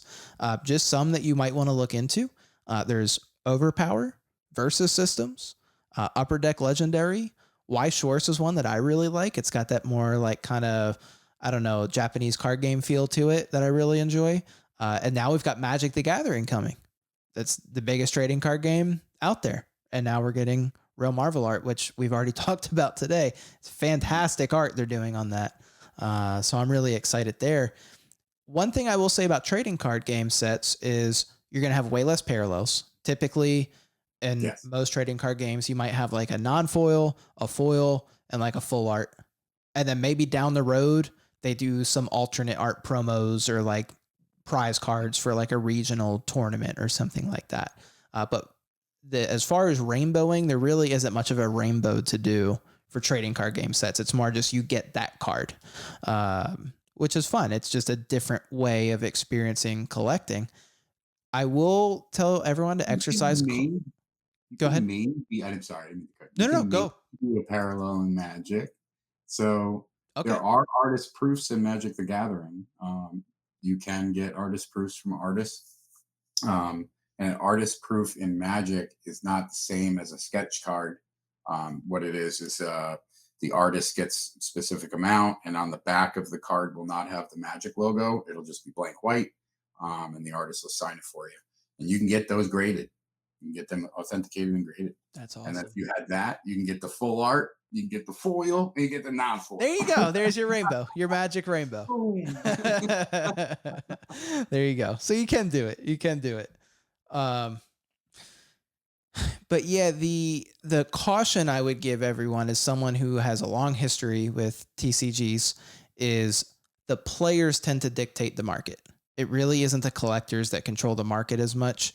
So if you see a card that at release is like super expensive, there's a good chance at some point in time when that card is no longer playable, as in what happens in these trading card game sets is usually every 3 months, there's a new big set that releases. And a lot of times after you go through maybe 3-4 releases, sometimes only one, the older cards a lot of times will phase out of play because there's just something better that the players can put in their decks. And what happens when the players have a better card to upgrade with? Well, the old ones all go on the market. And when market floods and supply goes up, well, price tends to go down. Now, it doesn't always happen that way. So, you know, if you feel like there's just a card you have to have no matter what, and you need to get it and you find it at a price that you feel comfortable paying, by all means, it's your card, your wallet, do whatever you want to do. I'm just throwing it out there. If you do see prices really high and you get discouraged, I would encourage you to just be patient, because the TCG market is a whole other beast from the collectible market. They do intertwine. There's definitely crossover there, but it's definitely a different world. So just throwing that out there. A very good point. I tell my son, excited for our collecting worlds to collide. Yeah. With Magic the Gathering and Marvel. And that's the scary part. The scary part is always when you have a heavy collector base that is about to enter into a player's world, right? Correct. Because now what's going to happen to that market? Are we going to see completely like new trends start for these sets? I think there's a possibility that, yeah, maybe we do see completely different trends in the market for some of these cards. So that'll be really interesting to see. Yeah. I mean, some points, just some pointers. TCG Player is a great source for you to understand what the price of a card TCGplayer.com. Yeah. And prices for Magic cards, from the way my son has explained it to me, is the card's not going to hold crazy value unless it's a crazy usable card in the game. Correct. So, like that Infinity Stone, that card with the gauntlet would probably be a very expensive card, especially as more cards are released in that series for the Infinity Stones. But if you're going to see a card and it's not a great card, it's not even a mythic creature or something or legendary, but you're like, oh, the art is great, and you're catching it, just be weary. I would cross-check with TCG Player Now, or there's even other website. I can't remember the name of it. And then you can get a real market value of what the card could be at, and get an idea of what you should be either trading for it or purchasing it. Great tip. Yes, 100% use TCG Player. And I'll even take that a step further. It is extremely easy to sell on TCG Player. It is like nothing to set up an account and start selling on there. You don't even have to take pictures of your cards. All you do is just type in what inventory you have. Everything's already listed. You just type in the card name and put how much you will have available for sale. And it is extremely easy.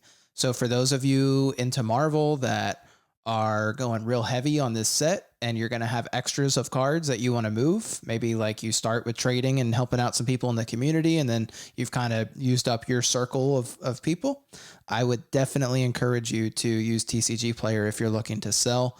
It's just so simple. It's so easy. And then you can certainly sell any way you want to. But it's just quick. It's quick and easy. I used it heavily for Dragon Ball because I used to rip multiple cases of like every set, and it's just I had way too many cards, so I had to offload some. So it's a great resource for a lot of different reasons. Absolutely. And your local card stores, man. Yes. Those are going to be a great resource for Magic. Oh yeah. Oh, They get Wizards 100%. of the Coast products. So Mhm. build a good rapport with your LCS, and you might be able to get, welcome decks on release day. You might be able to hold you a collector's pack in the back of so Yes, that's huge, bro. That's huge. All right, so moving on from TCGs, the only other thing I would mention, promo cards and like oddball types of releases. love them. That can be anything, right? I mean, magazine inserts, convention cards like OAX. You can get cards from there. At San Diego Comic-Con, a lot of the artists will have their own exclusive cards that you can pick up from their tables. Kickstarter. Russell Dauterman recently did a Kickstarter where I picked one up. It was, he just printed out a set of cards and they were really cool. And it's all his art. And there's actually even like a little puzzle, like a 9-card puzzle that all together makes this huge image of Phoenix. It was really neat. So there's lots of just different oddball releases you can look at. And while the market and a lot of people's eyes are focused on one thing, sometimes it's best to look another way and you can find some really good opportunities, right? Like what you're doing, you're looking at getting sketch cards. And even what you mentioned earlier is like looking back to some older sets that maybe people aren't as focused on right now. I'm telling you, I'm picking up some cool cards that I did not think I would be able to pick up very easily while everyone's chasing whatever new Topps mint card is out. You know, they're too busy on the breaks right now. Mm-hmm. ComC is a great resource right now. Yes, 100%. You can burn a nice amount of time just searching through there because there's a lot of stuff on there. So. 100%. So key concepts, I think we kind of hit these. I mean, I'm pretty sure we went over like a base card versus an insert. We've gone over just numbered versus unnumbered. So a lot of times your base cards, you'll have parallels that are not numbered and are much more common, that just are different colors or borders. And then you get into the numbered ones that will have a different type of foiling or a different texture or pattern or whatever. And then they become more rare because they'll be serial numbered out of 100 or out of 50 or 49 or whatever it may be. The last thing I did want to go over here is I wrote down rare versus desirable, right? So okay. Sometimes you can pick up a card that's very rare, but it's not necessarily desirable. And also, the other way around, vice versa. Like, for example, you could pick up an out of 199, but it's a Spider-Man that everybody's chasing, right? It's not super rare, but it's very desirable, right? Yeah. Whereas you got to watch out who you PC if you're coming to do it. Exactly. So that's just what I want to remind everyone is there's definitely tiers of characters in people's minds, and that those tiers are different for everybody, but there's always some characters at the top, right? So if you want to get into collecting, just be aware if you're going after a big character, Wolverine, Spider-Man, Venom, characters like that, you're going to pay top dollar for some of these cards that aren't nearly as rare as like if you find a one-of-one Wonder Man, right? Correct. And not only that, you're also paying top tier in the break slots because you're going to be fighting against a lot of people for that slot. Exactly. I was just talking about this with my buddy who is just getting into character collecting, and he's going after Mr. Sinister, and he was thinking about Gambit, but he loves both characters the same. I'm like, dude, like Gambit's sick. And I mean, he's not on the same level as like Wolverine, but there's still some serious collectors of Gambit. Not saying that there aren't for Mr. Sinister, He's but a good tier character. yeah. And There's Mr. a bunch of Sinister, people we know who collect him. he's a character that people like too, but I'm like, dude, you can definitely get for the same money, you can definitely get way cooler Sinister cards. Oh yeah. Hey, and reach out to me. I have some awesome Sinister cards I hit in a break that No kidding. yeah, Okay. yeah. I'm gonna tell him to hit you up. 50, He's I got the actually Alpha one at a 199. so he's who helped me get the Scarlet Witch one of one. He pulled it. Oh, that's crazy. And he worked out this crazy trade with me to make sure I could get it. He's a really good guy. So yeah, I'm definitely gonna connect you too. That's Yeah, awesome. let him know. I got some Sinisters from Chrome Tops 2025. That's awesome. See, this is what it's all about. You get involved in the community. It's getting to know people, man, and opportunities come up. Because none of us are really friends. We just want cards, right? That's right. No, but and that's I mean that's always the best part of collecting though is the friends and the people that you meet. You know, like Yes. if it wasn't for Marvel cards, you and I wouldn't get to be having this conversation right now. You know, There'd be a lot of relationships that I wouldn't have had, opportunities to meet people and friendships building. It's a lot of fun. The community is great. Get involved in the community. That is the best thing you can do. If you want to start collecting, the first thing you should do is try to get involved in the community. But when you're ready to buy, we've talked about some different options to buy. We've talked about tcgplayer.com is great for your trading card game sets. We've talked about ComC, which ComC.com, just a marketplace where you can buy more of they do have some trading card games, but it's more focused on your hobby sets or non-sport card sets. Outside of that, eBay is just kind of a default go-to for Marvel card collectors to look on eBay. But you can also look to buy straight and trade and sell straight with other collectors just through community groups. So Facebooks, Instagram, Discords, Justin's Discord, Spidey Hits. That's probably the biggest Marvel card Discord out there. Oh yeah. A lot of great people in there, always trying to help people out. So I've gotten a lot of cards from that because of his Discord, and I've met a lot of great people from there as well. And yeah, me too. And here's a great pointer. If you're on eBay and you're looking to purchase a card and you notice on the page that it says ComC, do not purchase it from eBay. Go to ComC and purchase that card on ComC, and you don't have to pay the fees for the transfer from ComC to eBay. And it's going to be cheaper It's as well. Cheaper. Yeah. And you can make an offer. Yeah. So I utilize ComC. Yeah. Yeah. Especially you don't have to go surfing on it every day, but if you specifically see something on eBay that you want, but it mentions it's on ComC, go to ComC and buy it there. Or if you're like me, you might have already checked it 27 times today. You know, just throwing that out there. The back browser. Yep. For some reason, it says my most used apps are eBay and ComC. I don't get it. It's gotta be wrong. You can use Whatnot. I just always exercise caution using Whatnot. Nothing wrong with the platform. We have some friends that use it and really help people out and are for the community. It's certainly a gamble on a lot of the things that you do on there. So just definitely exercise caution.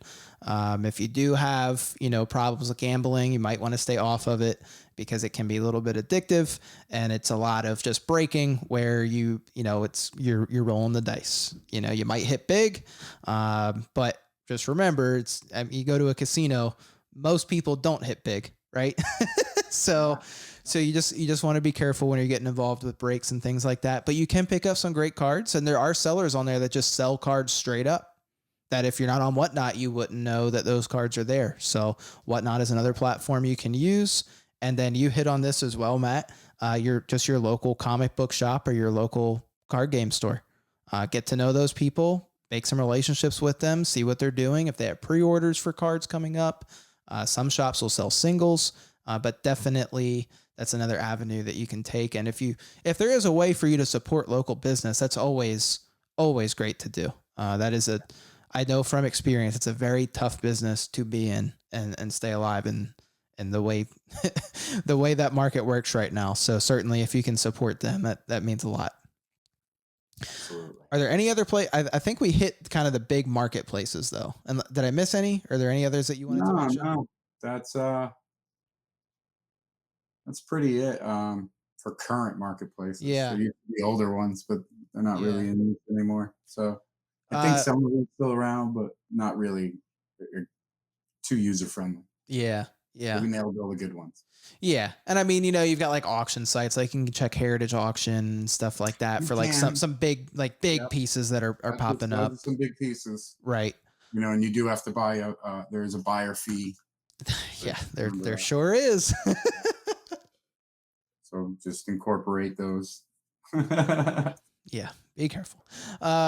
Also, just not necessarily a marketplace, but ePack. If you don't currently have Yeah. an Upper Deck ePack account, I would encourage you to make one. Even if you don't, I mean, obviously you can't buy packs of Marvel cards right now, but you can still get free packs of cards. No one's going to want them, but you could still set up possible trades with people where maybe you have a friend that you know, right?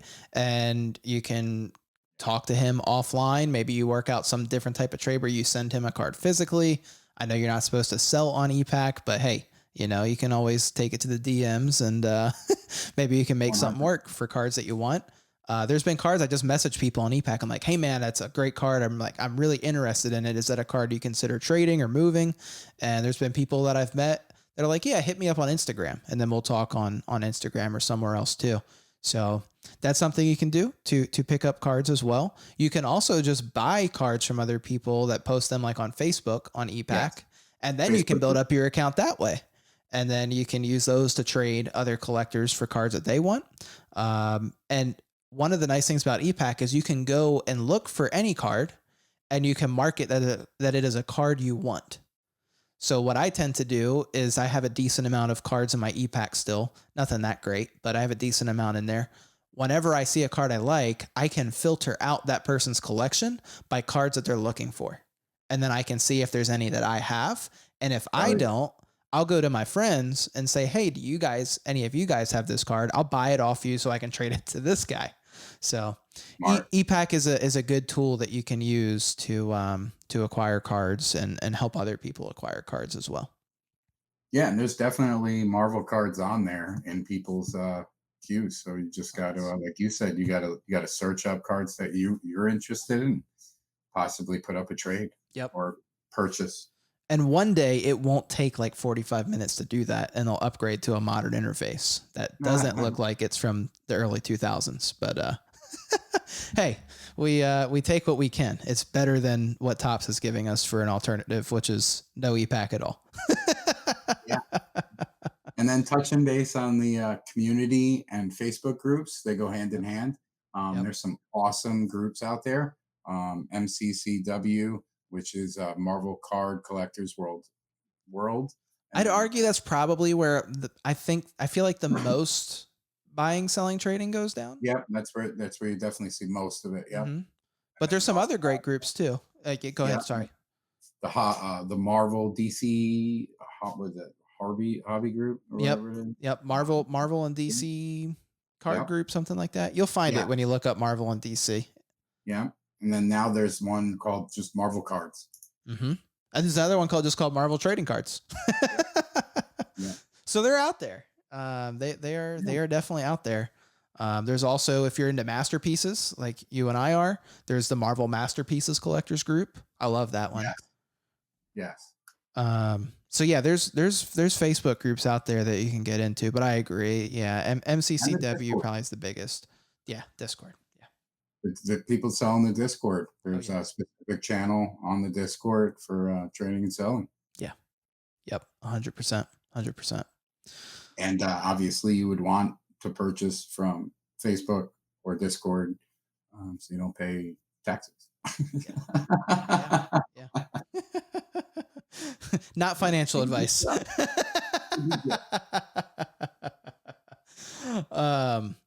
So the other thing I want to say too is before we get out of the market kind of segment of this and just acquiring cards is just and we don't have to talk long about this. I know this episode is already going a little long, but just sealed versus singles. For me right now, I think it depends on the set. If you want to go for sealed, and I think there's reasons to do both.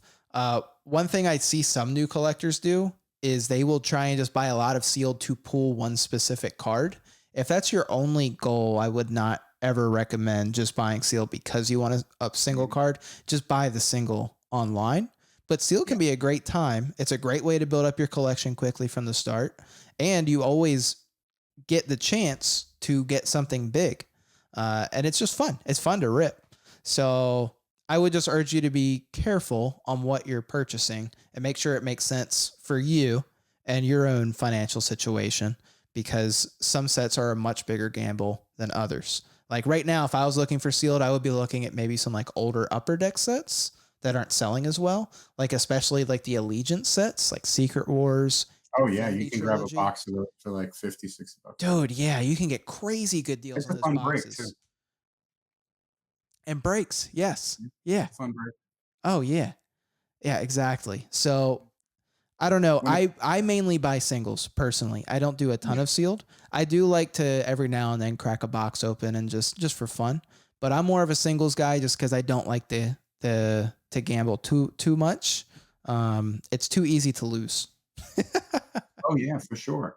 I love the hunt of a pack pulled sketch, regardless of the card. Okay. And I, you I pulling have it a mind for yourself. sketches. I collect sketches. I just critique my everything from the end. But when it comes to sketches, like I'm all for me and my son recently opened up the Allegiance Secret Wars set. Opened the box and my son hit an Iron Man by Sowie. So it was That's awesome. a lot of fun. Yeah, dude, that's awesome. And But I see, think that's it was, smart. That's so yeah. smart because like that's a great box to buy because it's at an Yep. affordable price. It's a fun rip. You have a chance to get these great cards. And even if you don't hit a big card, just the art in those sets is just so fun.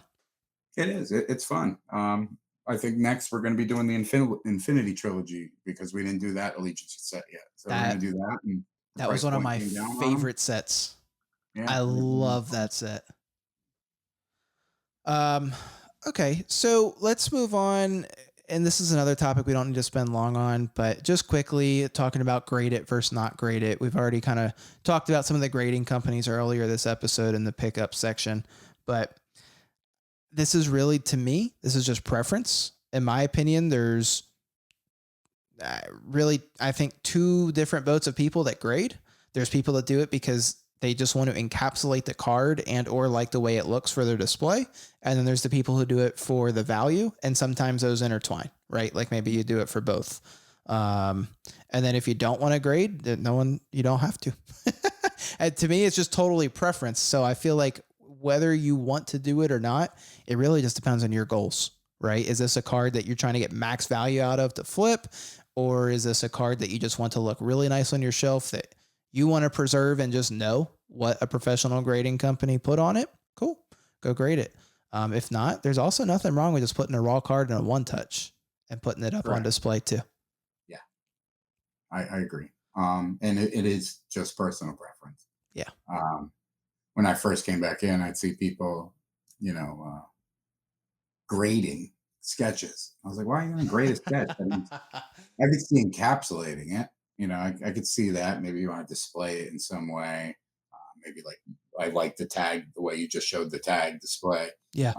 It's all clear so that more focuses on the card art itself. So I can understand that, but it's whether you just want to have it encapsulated to protect it, or do you want resale? And it's personal preference of what companies you're using.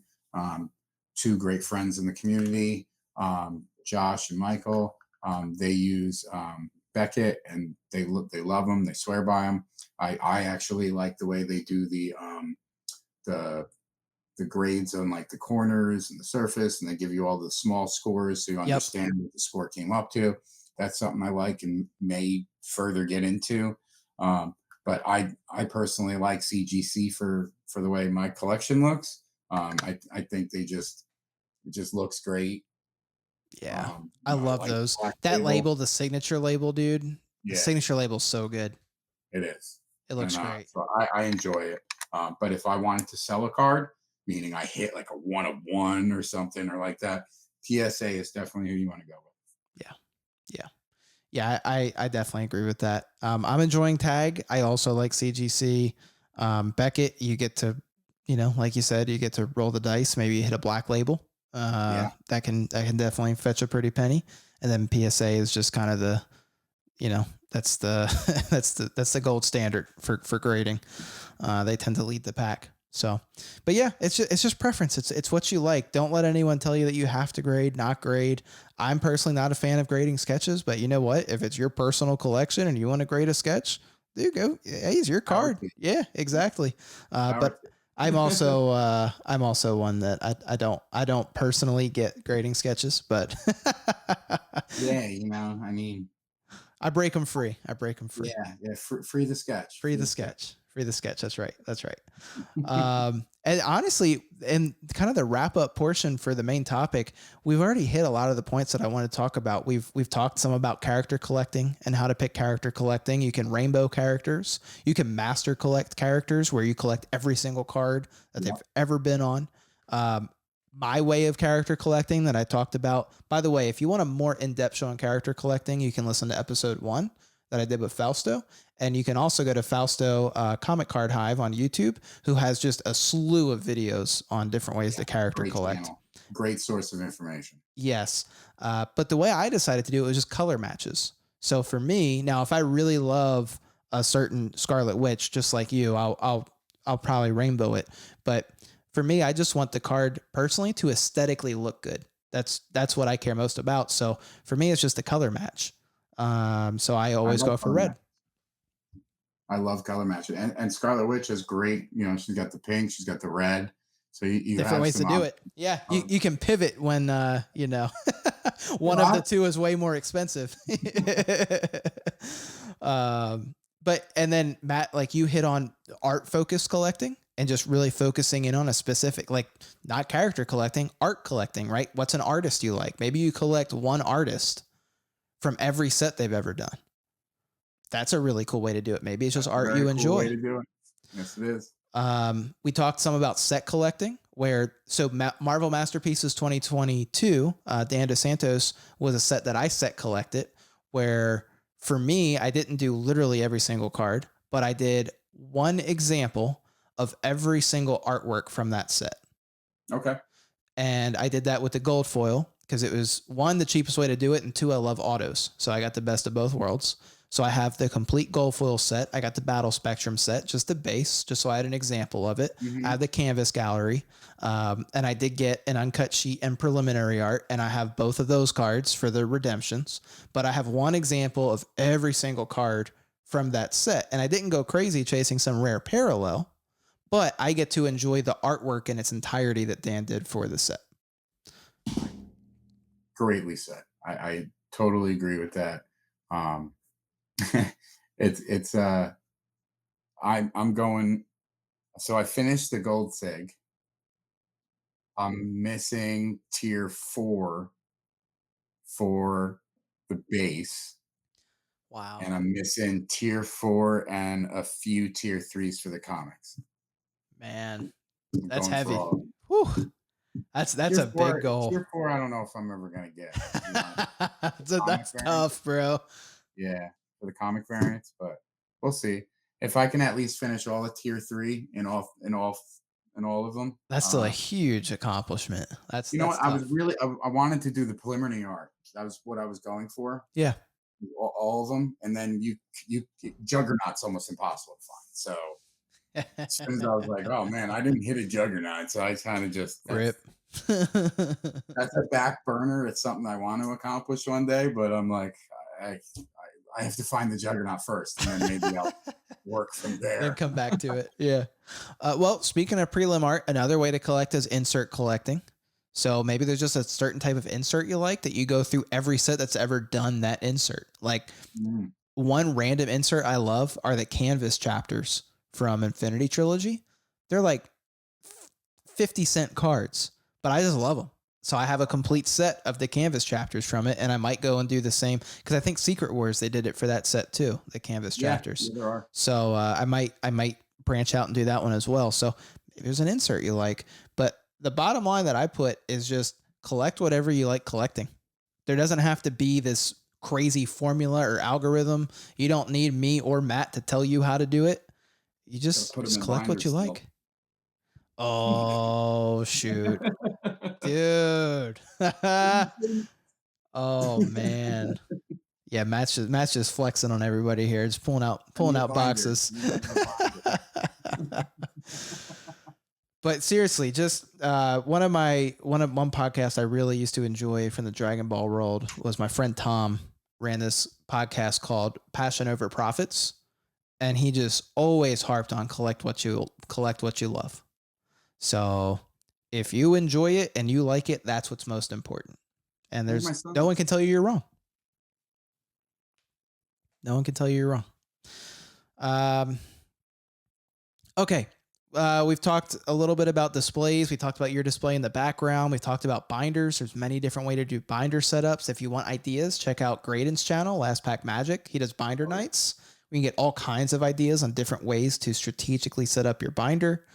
Some people just have cards like in boxes, like the little cardboard 5 lanes and things that you can do.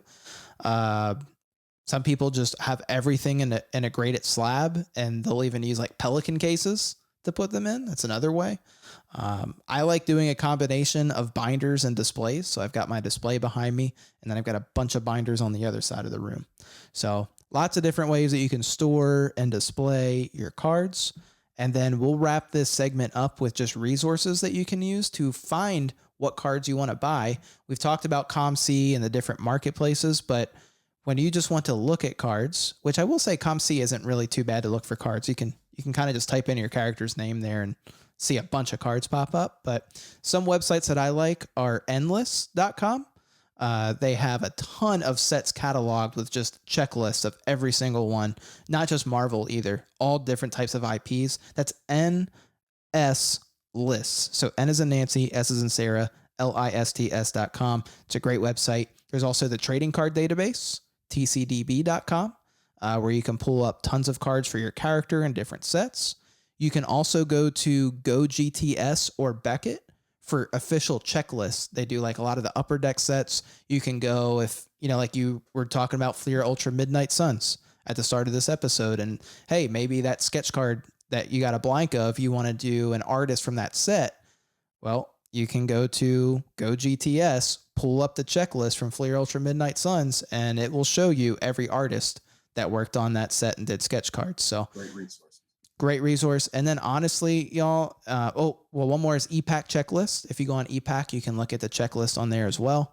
But honestly, use Google. And I know this is a curse word in a lot of Marvel communities, especially art communities, but AI, if you go on like ChatGPT and you type in things, it will spit out information back out you, just like if you're using Google, just to say like, hey, give me some information on like Marvel card sets from the 90s, right?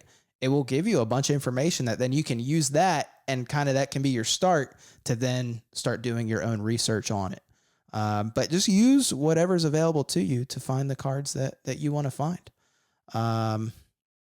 That's all I got. Do you have anything else you want to add about Cards 101? We've gone a freaking 2 hours on this show. Oh my God. I'm so sorry. I told Matt, I'm going to shoot for an hour this time. It's all right. We're here. We're hanging out. It's all good, brother. I think we touched base. You definitely brought up great questions, great topics. So I think, again, there's a lot of tools out there. Don't be afraid to reach out to the community. Yes. Join the Discord, and no question is a stupid question. So reach out. 100%. 100%. All right, Matt, we got 2 things to do to wrap this episode up. The first is rapid fire questions for you. Okay. You can explain your answers. You don't have to. These are just quick questions, and whatever the first thing that pops up into your mind, just blurt it out. All right. Pick one, Rocket or Man-Thing. Man-Thing. If you could collaborate with any artist for a sketch, who are you picking right now? Dan DeSantos. That's a good one. That's a good one. If you could keep only one thing in your entire collection, what are you keeping? One card. or one collectible, one piece of One art, card or anything, just one thing, your whole collection, everything you own Marvel related. Keep one thing. Oh, yes. For the audio listeners, tell them what that is. this is the 2022 Marvel Masterpiece Dan DeSantos preliminary sketch original art that he did in pencil. And So that's a Man Thing, and that is it's phenomenal. actually, And that's a really good prelim. The detail on that prelim is fantastic. You don't always get that. no, it's insane. The amount of work that's actually in it, the amount of time you put in the pencil work. So I'd have to say I wouldn't give this up. I love it. If Graded, I would say what I showed before, which is Jim Lee auto. Oh yeah, dude. This is the Danger Room recreation Oh card my that gave me gosh. a book that explained the cards. I didn't even realize when you showed that. I was like focused on something else. I did not realize I was a Jim Lee auto. Yeah, and so this cool. one's silver. He was doing most of it in black. He did this one in silver. Wow, that's sick. That's so that one's sick. kind of nostalgic. I probably wouldn't get rid of that either. All right, here we go. You're about halfway there. If Rocket and Man Thing did not exist, who are you collecting? Ooh. Oh man. Well, there was a little time there where I had secret PCs because that happens. That happens. It does with secret happen. PCs. You don't want people to know that you're competing against them or anything. So I was collecting Venom and Wolverine for a little while. They're still some of my favorite characters. So if I see something available or I pull something, I'm probably going to keep it. I'm not going to put it out to sell. Okay. All right. Okay. All right. Very cool. In your opinion, one of the most underrated Marvel characters that people should collect that maybe you don't see as often? Oh, wow. Slapstick. Oh, shoot. That was quick. You were on that. I don't even know who that is. So definitely. It's a crazy weird character.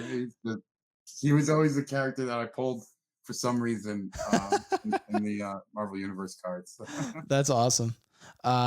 Would you keep your single grail? So like one thing that is your grail of all grails, but you had to give up the rest of your entire collection? Or would you rather have your entire collection, but you'd have to give up your one grail?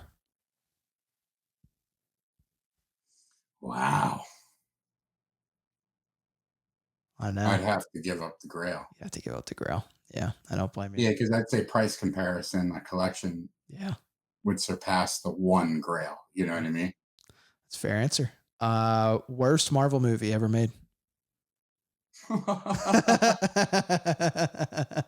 Worst Marvel movie ever made. Oh man. The Fantastic Four with Michael B. Jordan. Oh, I thought you were gonna say the new one. I was like, what? Oh, no. Okay. All right. Fair.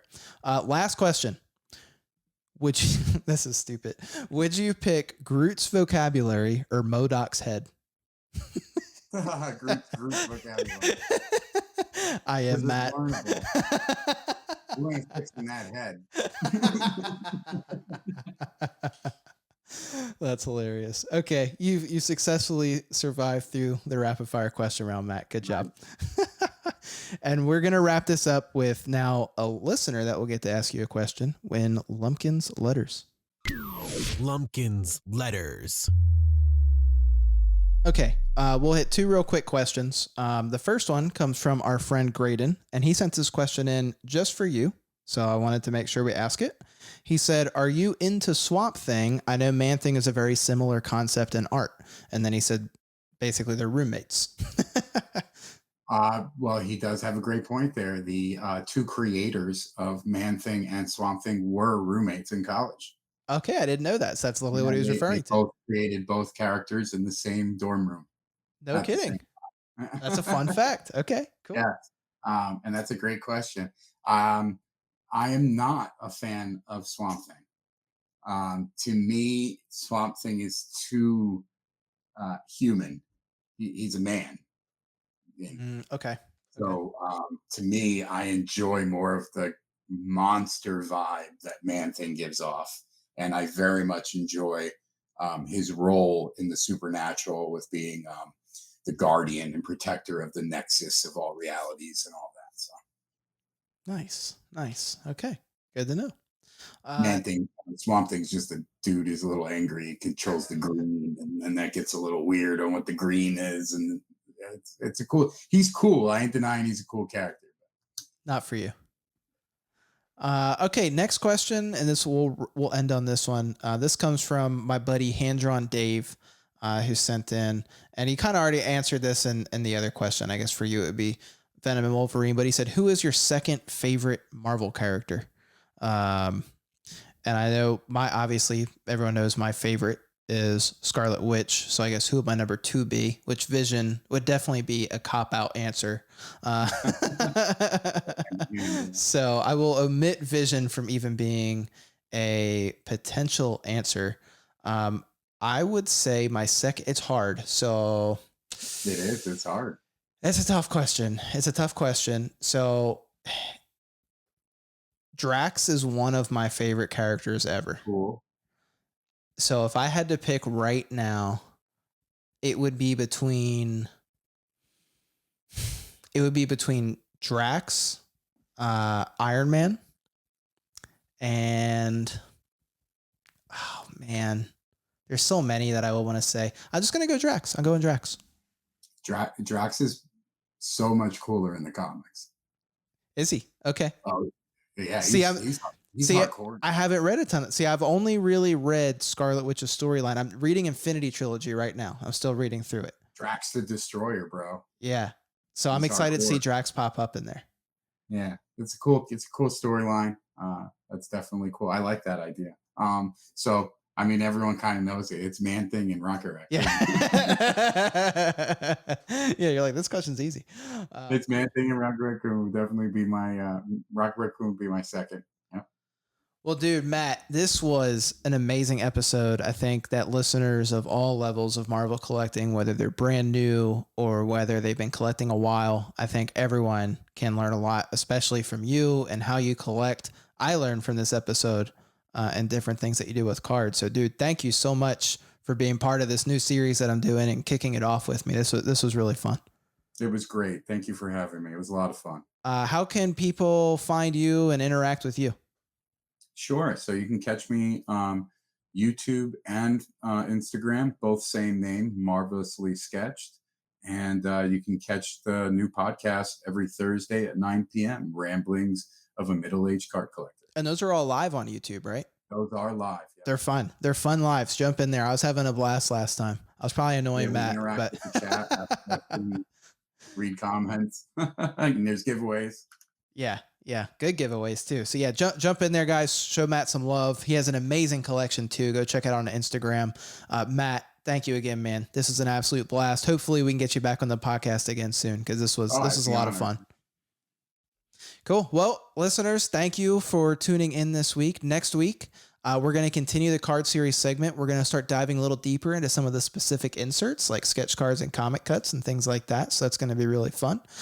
If you have made it through the end of this episode, leave a comment. Let me know. And I am running the giveaway for the Tona Perna set. I didn't get a chance to log everyone's names in, but I have a list of the people who have. It's all on my Instagram. So if you want to try to get a last second entry in to win a Tony Perna set, a base set of his cards, go on Instagram right now and share an Across the Marvelverse post and tag me, and I'll let you know if you made it in time.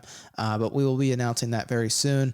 And hey, if you can, leave us a rating and review. It helps us grow. And until then, we'll see you guys next time. Bye, guys.